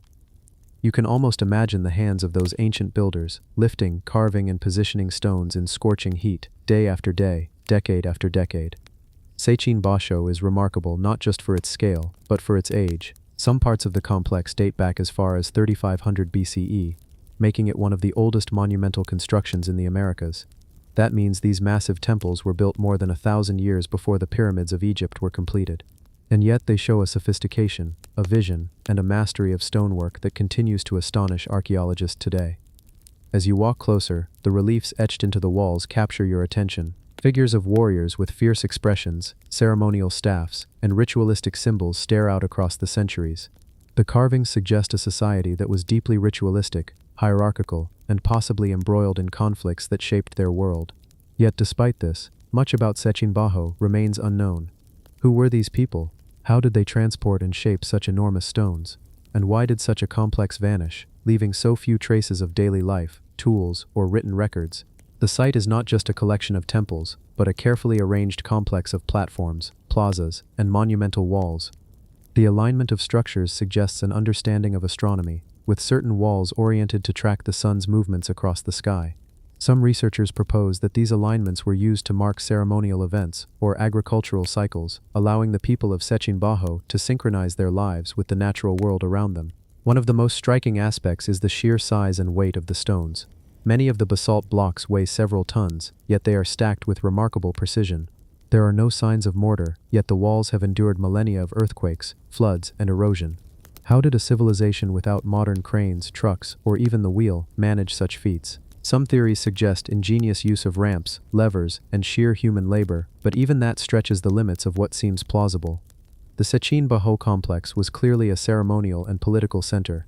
Archaeologists believe that the massive temples and walls were built to honor rulers and deities, to impress subjects and rivals, and to serve as a focal point for community life. The carvings depicting warriors suggest that power and ritual were closely intertwined, and that this was a society that celebrated strength, hierarchy, and religious devotion. Yet, despite the grandeur, there is also an unsettling mystery. Unlike other ancient cities, Sechin Baho lacks clear domestic areas, suggesting that it was not a typical urban settlement. It was a center of ceremony and power, rather than daily life, a monumental stage for events that shaped the beliefs, politics, and social structures of its time. Walking among the ruins today, the absence of ordinary artifacts, pottery, tools, or dwellings makes the scale and purpose of the construction even more baffling. Over time, Sechin Baho was buried by sand and sediment, preserving it but also hiding it from the world. Modern excavations, beginning in the 20th century, have revealed only a fraction of the complex, leaving much still unknown. Each new discovery adds to the intrigue rather than resolving it. Some walls are decorated with reliefs of human figures, some with abstract symbols, and some with scenes that seem almost otherworldly in their design. These carvings, combined with the massive scale of construction, give the complex an aura of timelessness, as if the builders were reaching not just for physical height, but for something beyond, something eternal. The more you study Sechin Baho, the more you appreciate the vision and ambition of its creators.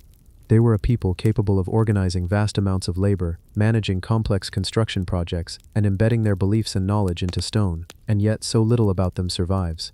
No written records, no clear names, no accounts of their civilization, just stone, silence, and a story etched into the earth itself.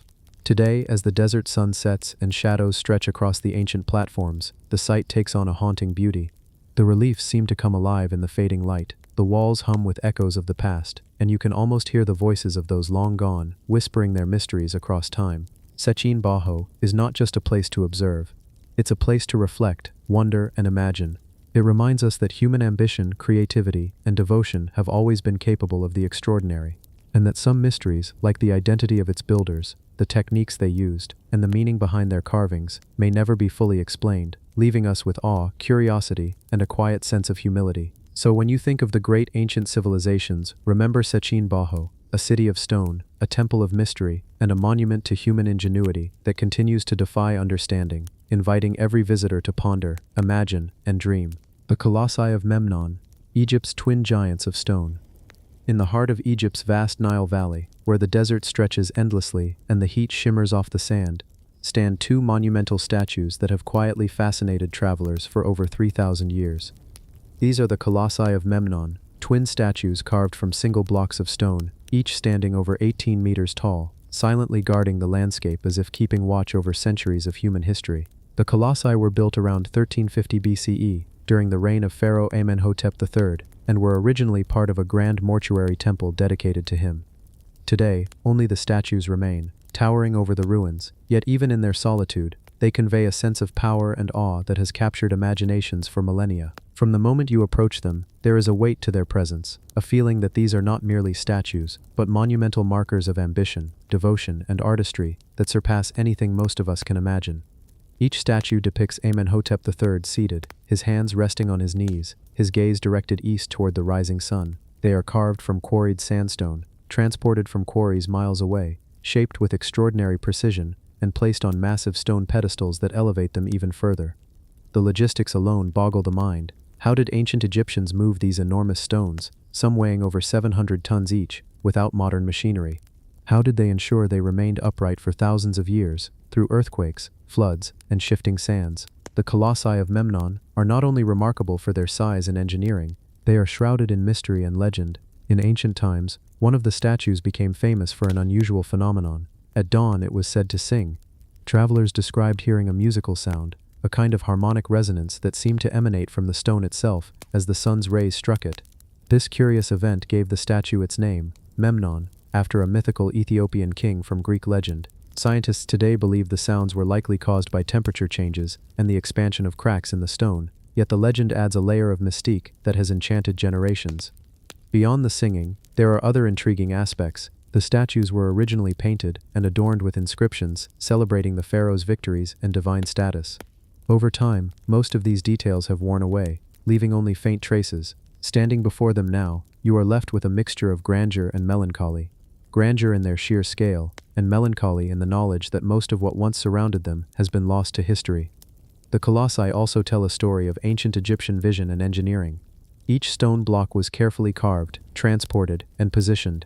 The alignment of the statues, facing east, connects them with the sun god Ra, symbolizing divine protection and eternal vigilance. It is a reminder that the Egyptians saw their rulers as intermediaries between the gods and humanity, and monumental architecture was their way of cementing that connection in stone. Walking around the statues, you notice the intricacies of their features. The broad shoulders, the precise facial contours, the remnants of inscriptions along the base, all testify to a civilization that combined artistry, mathematics, and devotion in ways that still amaze modern observers. Even the weathering of the stones tells a story. Centuries of sun, wind, and occasional flooding have left marks, but the colossi remain remarkably intact, a testament to the durability and foresight of their creators. The colossi of Memnon are also a window into lost history. The mortuary temple they once guarded was vast, likely one of the largest in Egypt, yet today only fragments remain. Archaeologists have unearthed foundations, pylons, and scattered statues, but the full scale and appearance of the temple remain a subject of speculation. This adds to the sense of mystery. What exactly did the temple look like? How did the statues fit into the larger ceremonial landscape? And why, despite the best efforts of archaeologists, does so much remain unknown? For travelers and historians alike, the colossi evoke curiosity and wonder. There is a sense of timelessness here, a feeling that these statues have witnessed the rise and fall of civilizations, the shifting of dynasties, and the passage of countless generations. Standing beneath their shadow, you can almost hear whispers of the past, the chants of priests, the footsteps of workers, the songs of travelers amazed by the colossal guardians. What continues to captivate people is not just the size or age of the statues, but their ability to inspire imagination. How did ancient engineers calculate the placement of stones weighing hundreds of tons? How did they ensure stability over millennia without modern tools? And why did one statue sing at dawn, creating a legend that would cross cultures and continents? Even today, the colossi of Memnon remain a silent challenge. They remind us of the ingenuity of ancient civilizations, their devotion to their rulers and gods, and the enduring human desire to create something that lasts beyond a lifetime. In their silent grandeur, they invite us to imagine the past, to wonder about lost knowledge, and to appreciate the mysteries that still linger among the sands of Egypt. As the sun sets over the Nile, the statues cast long shadows across the desert floor, and the soft wind carries the faint scent of history. The colossi of Memnon are not just stone, they are monuments to human ambition, artistry, and mystery, standing patiently for anyone willing to pause, reflect, and listen to the echoes of a civilization that continues to fascinate the world. And if this story of the twin giants has captured your imagination, don't forget to subscribe so you can join us on the next journey into the most astounding and unsolved mysteries of the ancient world. Usomacinta jaguar statue, Mexico's enormous Mayan guardian. Deep within the dense, humid jungles along the Usomacinta River in southern Mexico lies a discovery that has both amazed and puzzled archaeologists for decades. The Usomacinta jaguar statue, a massive stone sculpture that towers over the surrounding landscape, its presence both commanding and mysterious. Standing silently among the thick foliage, this statue is more than a work of art. It is a guardian, a sentinel of a civilization that flourished long before modern records. The statue depicts a jaguar, revered in Mayan culture as a symbol of power, night, and the spiritual world. The jaguar was considered a bridge between realms, capable of moving effortlessly between life and death, day and night, the earthly and the divine. Its depiction in stone, scaled far beyond life size, speaks to the extraordinary reverence the Mayans had for this creature. As you approach the statue, it feels almost alive. Its carved muscles, sharp claws, and intense gaze convey a presence that is at once both intimidating and protective. What astonishes researchers the most is not only the scale of the statue, several meters high, but the precision and craftsmanship involved. Carved from a single massive block of stone, its details remain astonishingly clear, even after centuries of exposure to the tropical climate. The artisans who created it achieved a level of mastery that modern stoneworkers still find impressive. How did they transport such a heavy piece? How did they carve it with such precision without metal tools capable of cutting stone this hard? These questions linger, unanswerable, adding layers of mystery to an already enigmatic monument. The location of the statue also adds to its intrigue. Nestled on the banks of the Usumacinta River, it may have served as a territorial marker or a ceremonial symbol, visible from both water and land. Some researchers believe the statue functioned as part of a larger complex, perhaps guarding temples or plazas, signaling the might and spiritual authority of the city it represented. Yet today, much of the surrounding structures have been lost to the jungle, leaving only the colossal jaguar and fragments of Mayan stonework to whisper their secrets. The jaguar's symbolism goes even deeper. In Mayan mythology, it is associated with the underworld, with the mysteries of the night and the unseen forces that guide human destiny. Perhaps this statue was meant to intimidate enemies, to impress visiting dignitaries, or to act as a spiritual intermediary. Standing before it, you can almost imagine the ceremonies that might have taken place. Priests invoking the jaguar's power, offerings laid at its base, chants echoing through the dense foliage. The stillness of the jungle now only emphasizes the life and energy that once surrounded this magnificent guardian. Its sheer size and strategic placement reveal that the Usumacinta jaguar statue was not merely decorative. It is a statement of authority, a proclamation that this city, this river, and this jungle were under the watchful eyes of both men and gods. The choice of stone itself is fascinating. The sculptors selected a massive block that would endure the tropical elements, ensuring the jaguar's presence for generations to come, and endure it has. Despite centuries of rain, humidity, and vegetation slowly reclaiming the area, the statue remains a commanding figure, a testament to both the Mayan civilization's skill and its spiritual imagination. One of the most captivating aspects of this statue is its ability to inspire awe even today. Scholars, explorers, and tourists alike often describe a strange sensation of being watched, as though the jaguar is alive, guarding its territory as it did centuries ago. This feeling is heightened by the dense canopy, the sounds of the river, and the sense of isolation in the remote jungle. It is a reminder that ancient civilizations designed their monuments not just to impress or to record, but to interact with the environment and the human psyche, shaping how people felt and moved within their sacred spaces.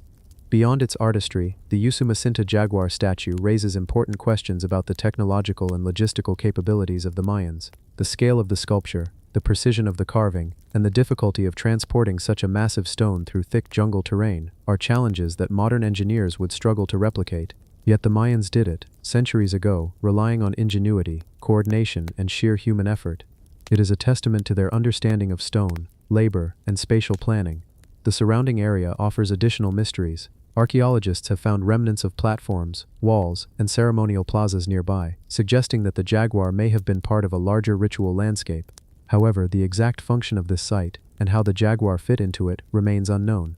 Was it meant to intimidate, to bless, to protect, or all three? Perhaps the answer is lost, hidden beneath layers of soil, vegetation, and time itself. Yet for all its mysteries, the Usumacinta jaguar statue continues to captivate imagination. It is more than a stone carving, it is a story, a window into a civilization that understood the power of symbols, the weight of stone, and the connection between nature, humans, and the divine. To stand before it is to step into a world where every carved line, every shadow, and every gaze carries meaning, inviting reflection, curiosity, and wonder. As the sun dips behind the jungle canopy and the river glimmers in the fading light, the jaguar remains, silent, massive, majestic, watching, and perhaps in its stillness, it whispers the secrets of an ancient world that modern eyes are only beginning to glimpse. If the story of the Usumacinta jaguar has sparked your curiosity, make sure to subscribe. There are more giant mysteries, forgotten civilizations, and colossal wonders waiting to be explored, and this journey into the ancient world has only just begun. The Sphinx of Mount Caucasus, Russia's stone colossus. High in the rugged peaks of the Caucasus Mountains in Russia, amidst steep cliffs and cold, windswept plateaus, stands a natural wonder that has long intrigued explorers and historians alike. The Sphinx of Mount Caucasus. At first glance, it appears to be a simple outcrop of stone, shaped by millennia of erosion. Yet as you step closer, the contours of the rock begin to suggest something far more intentional, a colossal figure that mirrors the form of a human face, gazing across the valleys below with a quiet, enigmatic presence. Unlike the more famous Sphinx of Giza, this mountain colossus is carved not by a single civilization, but sculpted over eons by nature and perhaps human hands, in ways that remain uncertain. The scale is staggering. From its base to its summit, the formation stretches for tens of meters, dwarfing anyone who approaches it. Standing there, surrounded by the crisp mountain air, it is impossible not to feel the weight of time pressing down, as if the Sphinx has been silently observing humanity for countless generations. What makes the Mount Caucasus Sphinx truly fascinating is the mystery of its origin. Some researchers insist it is purely a natural geological formation, the product of wind, ice, and erosion acting over millions of years on limestone cliffs.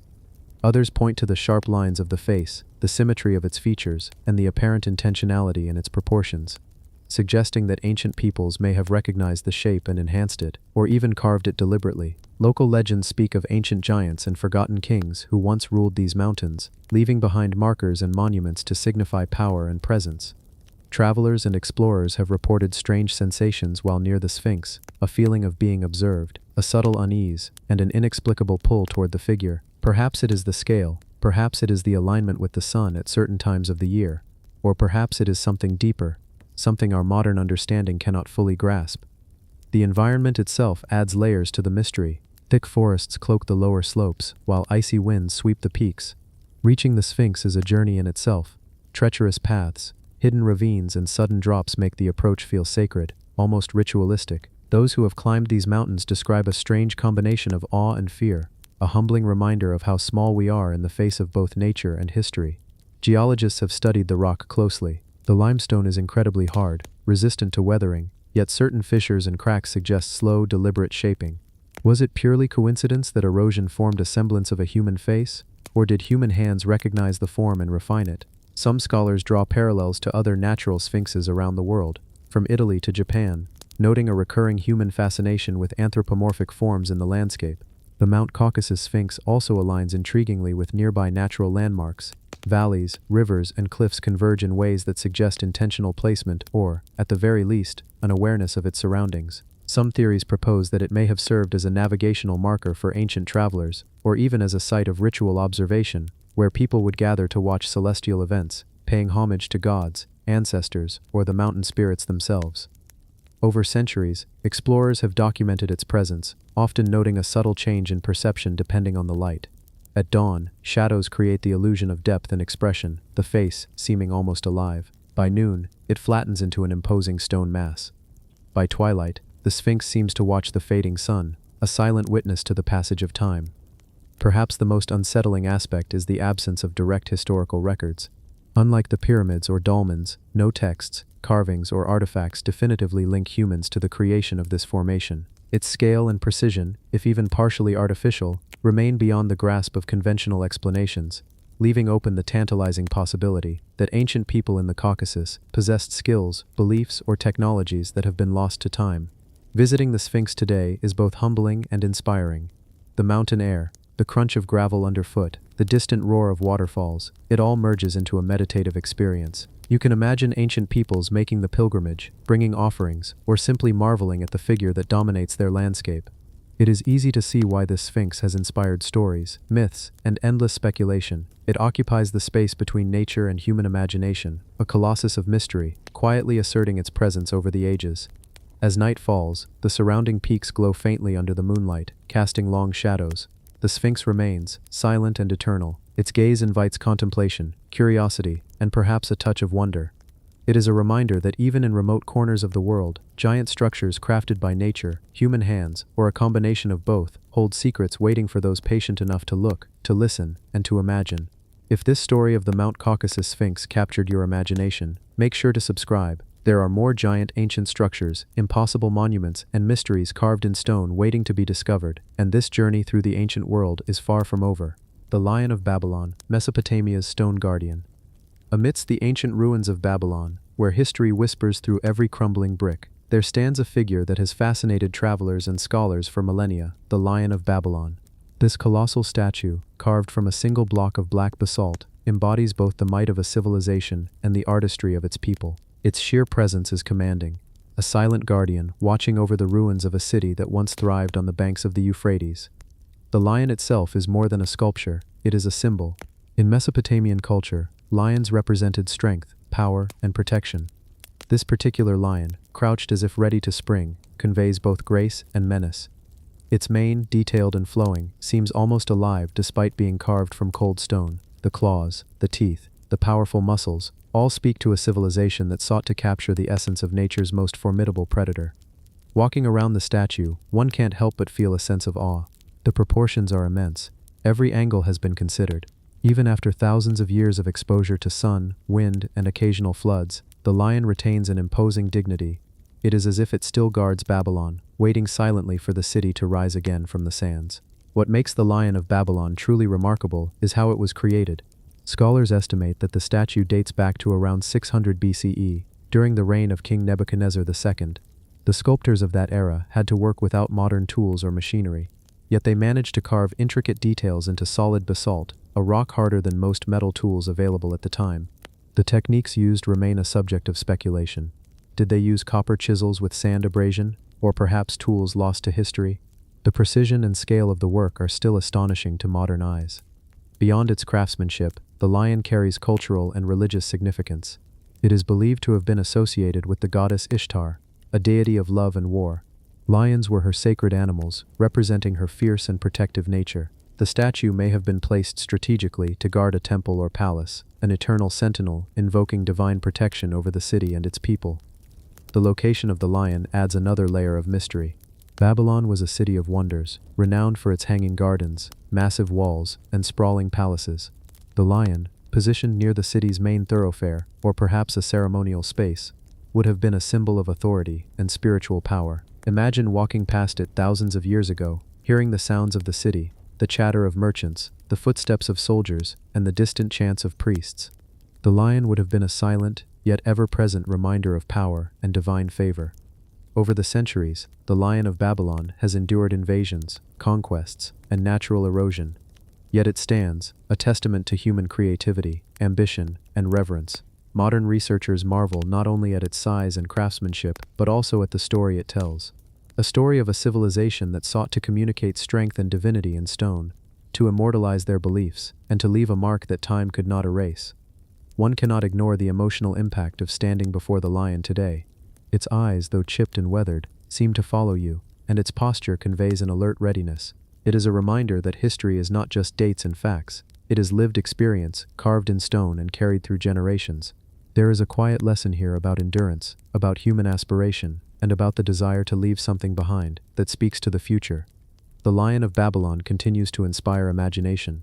Archaeologists and historians debate its exact origins, the methods used to carve it, and its intended purpose. Yet despite centuries of study, it still retains an aura of mystery. Who were the sculptors who worked tirelessly to bring it to life? How did they transport such a massive stone to its final location? And why did they choose this particular pose, capturing both power and vigilance so perfectly? Standing in the presence of the lion, one feels both humbled and connected. It is a bridge between the ancient world and our own, a reminder that humans have always sought to understand power, nature, and the divine.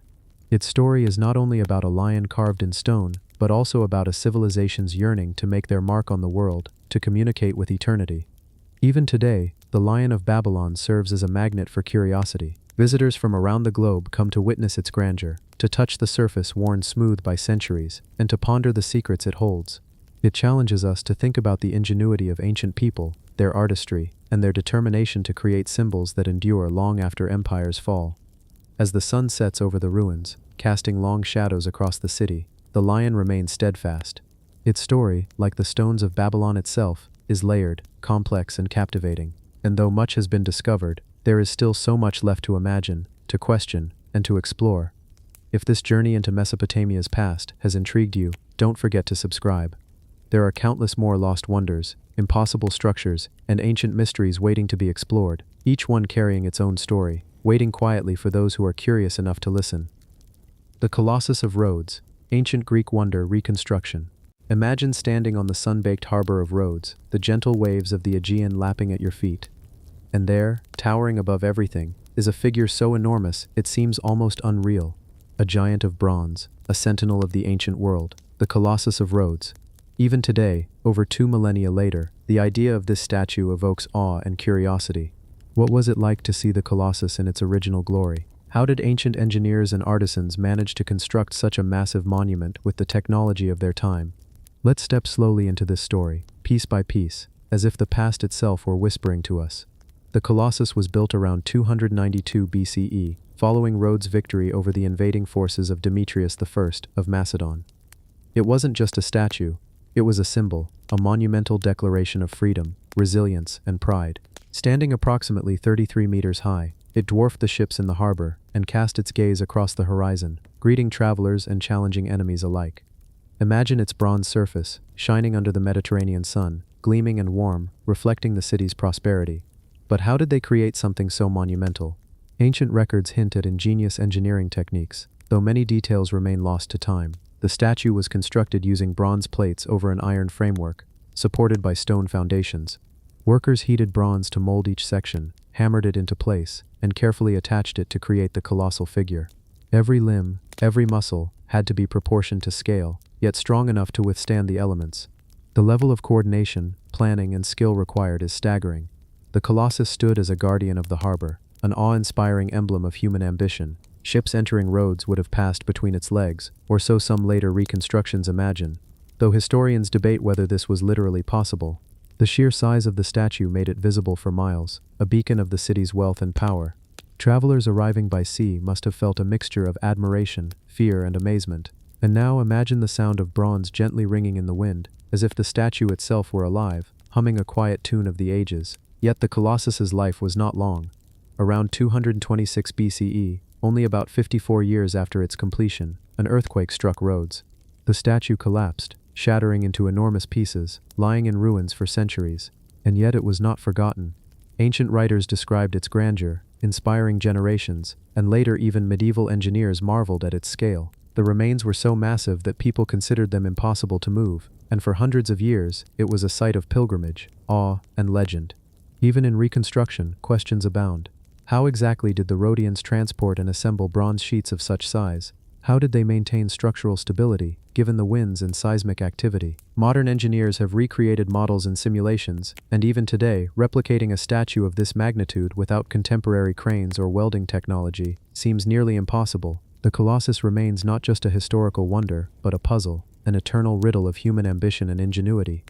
But beyond the technical marvel lies the story it told. The Colossus symbolized resilience after war, the triumph of a small island city-state against mighty forces. It embodied hope, pride, and unity. Every detail, from the tilt of the head to the stance of the legs, conveyed authority and vigilance. It wasn't merely a statue, it was a declaration, etched into bronze and set against the endless sea. Imagine standing today, reconstructing it in your mind, the sun glinting off bronze, the wind brushing your face, the shadow of a giant stretching across the harbor. You hear the distant cries of seagulls, the lapping of water, and you almost feel the heartbeat of ancient Rhodes itself. You imagine the people watching it rise, carrying each plate, welding, hammering, sweating under the Aegean sun. The Colossus was a testament to what humans can achieve when vision meets determination, when artistry meets ambition.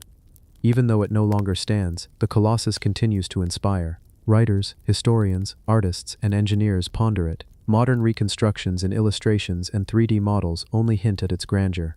And the story lingers. A story of scale, ambition, and legacy. What would it be like to see it in person, to measure your own smallness against human ingenuity frozen in bronze? That question alone captures the imagination, even thousands of years later. In every retelling, in every sketch, the Colossus teaches us patience, ambition, and creativity. It is a reminder that humans have always dreamed beyond the possible, that even a city-state on a small island could leave a mark that echoes across history. And perhaps the most astonishing thing isn't just the statue itself, but the courage of those who dared to build it, who dared to imagine a giant standing sentinel over their home. If this journey into Rhodes' past has captured your curiosity, make sure to subscribe. There are countless more wonders, colossal structures, and ancient mysteries waiting to be explored, each with its own story, quietly waiting for someone curious enough to listen. The giant Shiva statue of Muruddeshwar, India's coastal colossus. Imagine standing on the sun-kissed shores of Muruddeshwar, where the Arabian Sea stretches endlessly toward the horizon.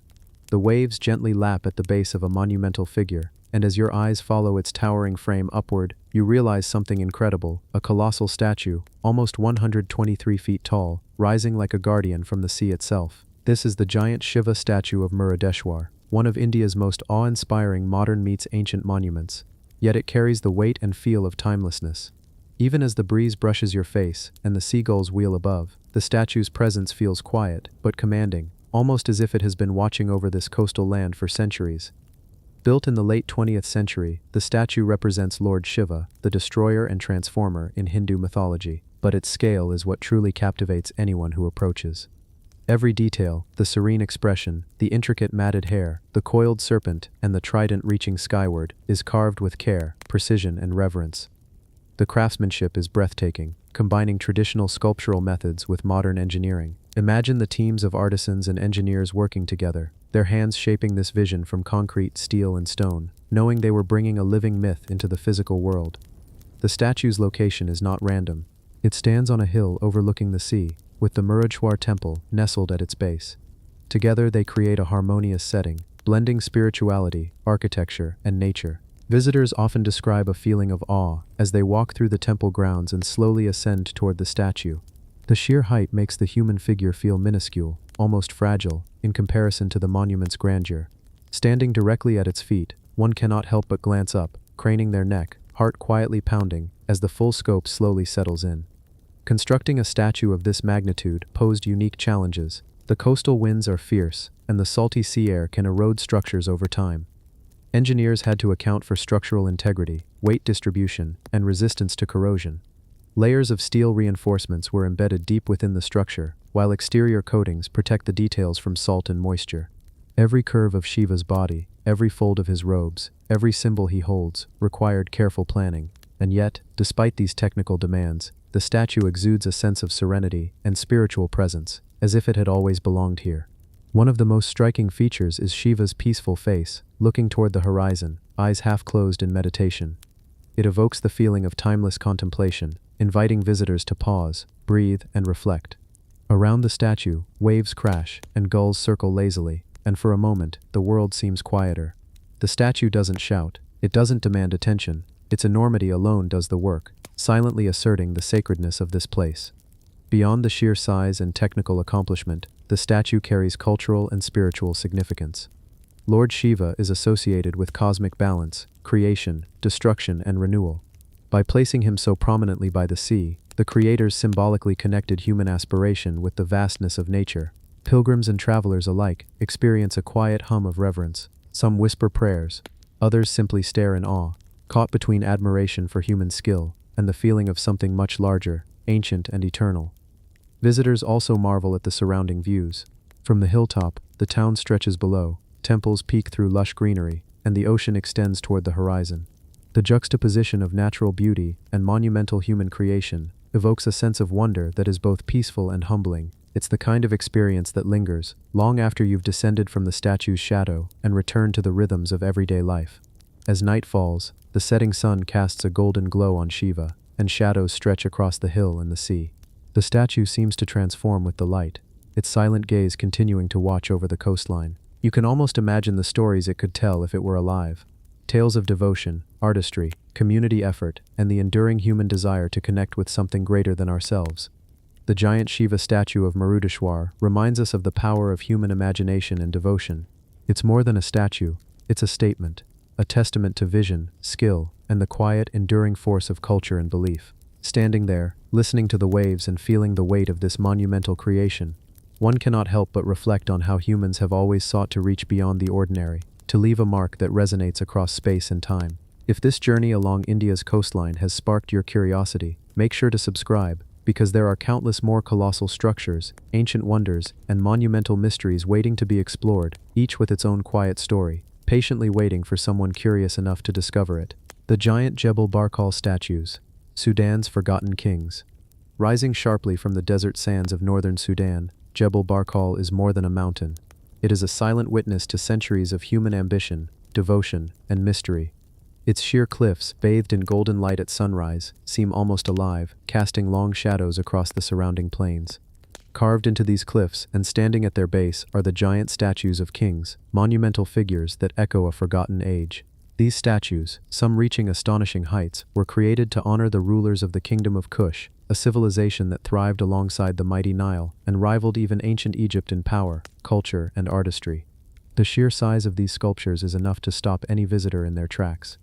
Standing before them, one feels small, almost insignificant, a fleeting presence compared to the silent majesty of stone. Jebel Barkal was considered sacred. The mountain itself was thought to be the home of the gods, a living divine presence.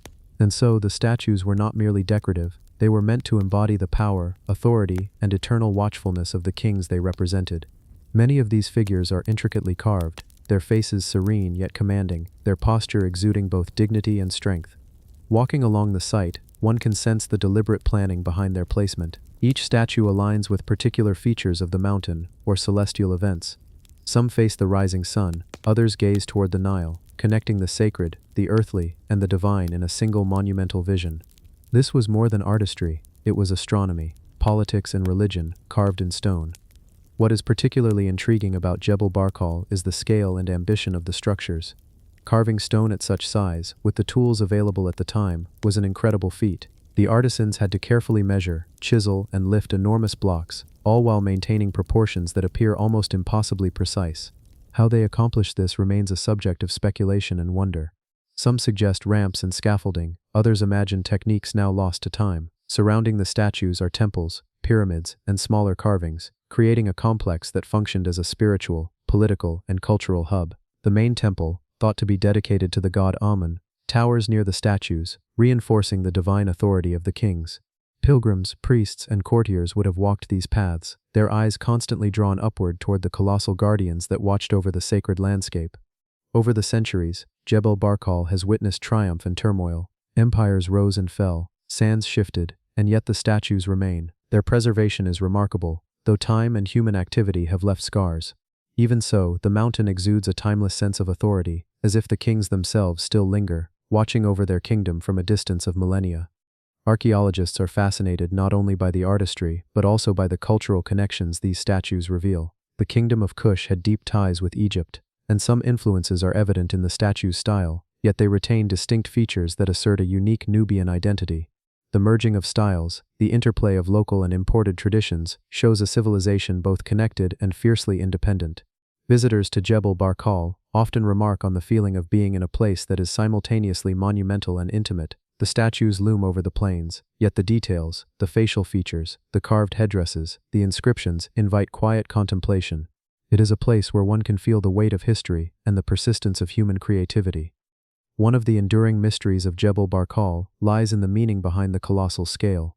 Why were these kings immortalized in such massive stone figures? Some suggest it was to intimidate rivals, others believe it was to ensure their spirits could oversee the land eternally. Perhaps it was both, a combination of power, devotion, and the human desire to leave a mark that defies time itself. Even today, standing beneath the shadow of these giant statues, one cannot help but marvel. The sun casts long golden shadows across the desert. The wind whispers through the ruins, and for a moment, it is easy to imagine the grandeur of a kingdom that thrived thousands of years ago, now quiet, but never forgotten.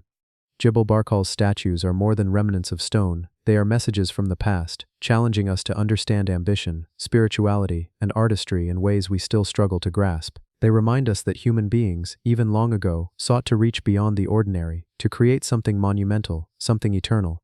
If the story of the giant kings of Jebel Barkal captured your imagination, don't forget to subscribe.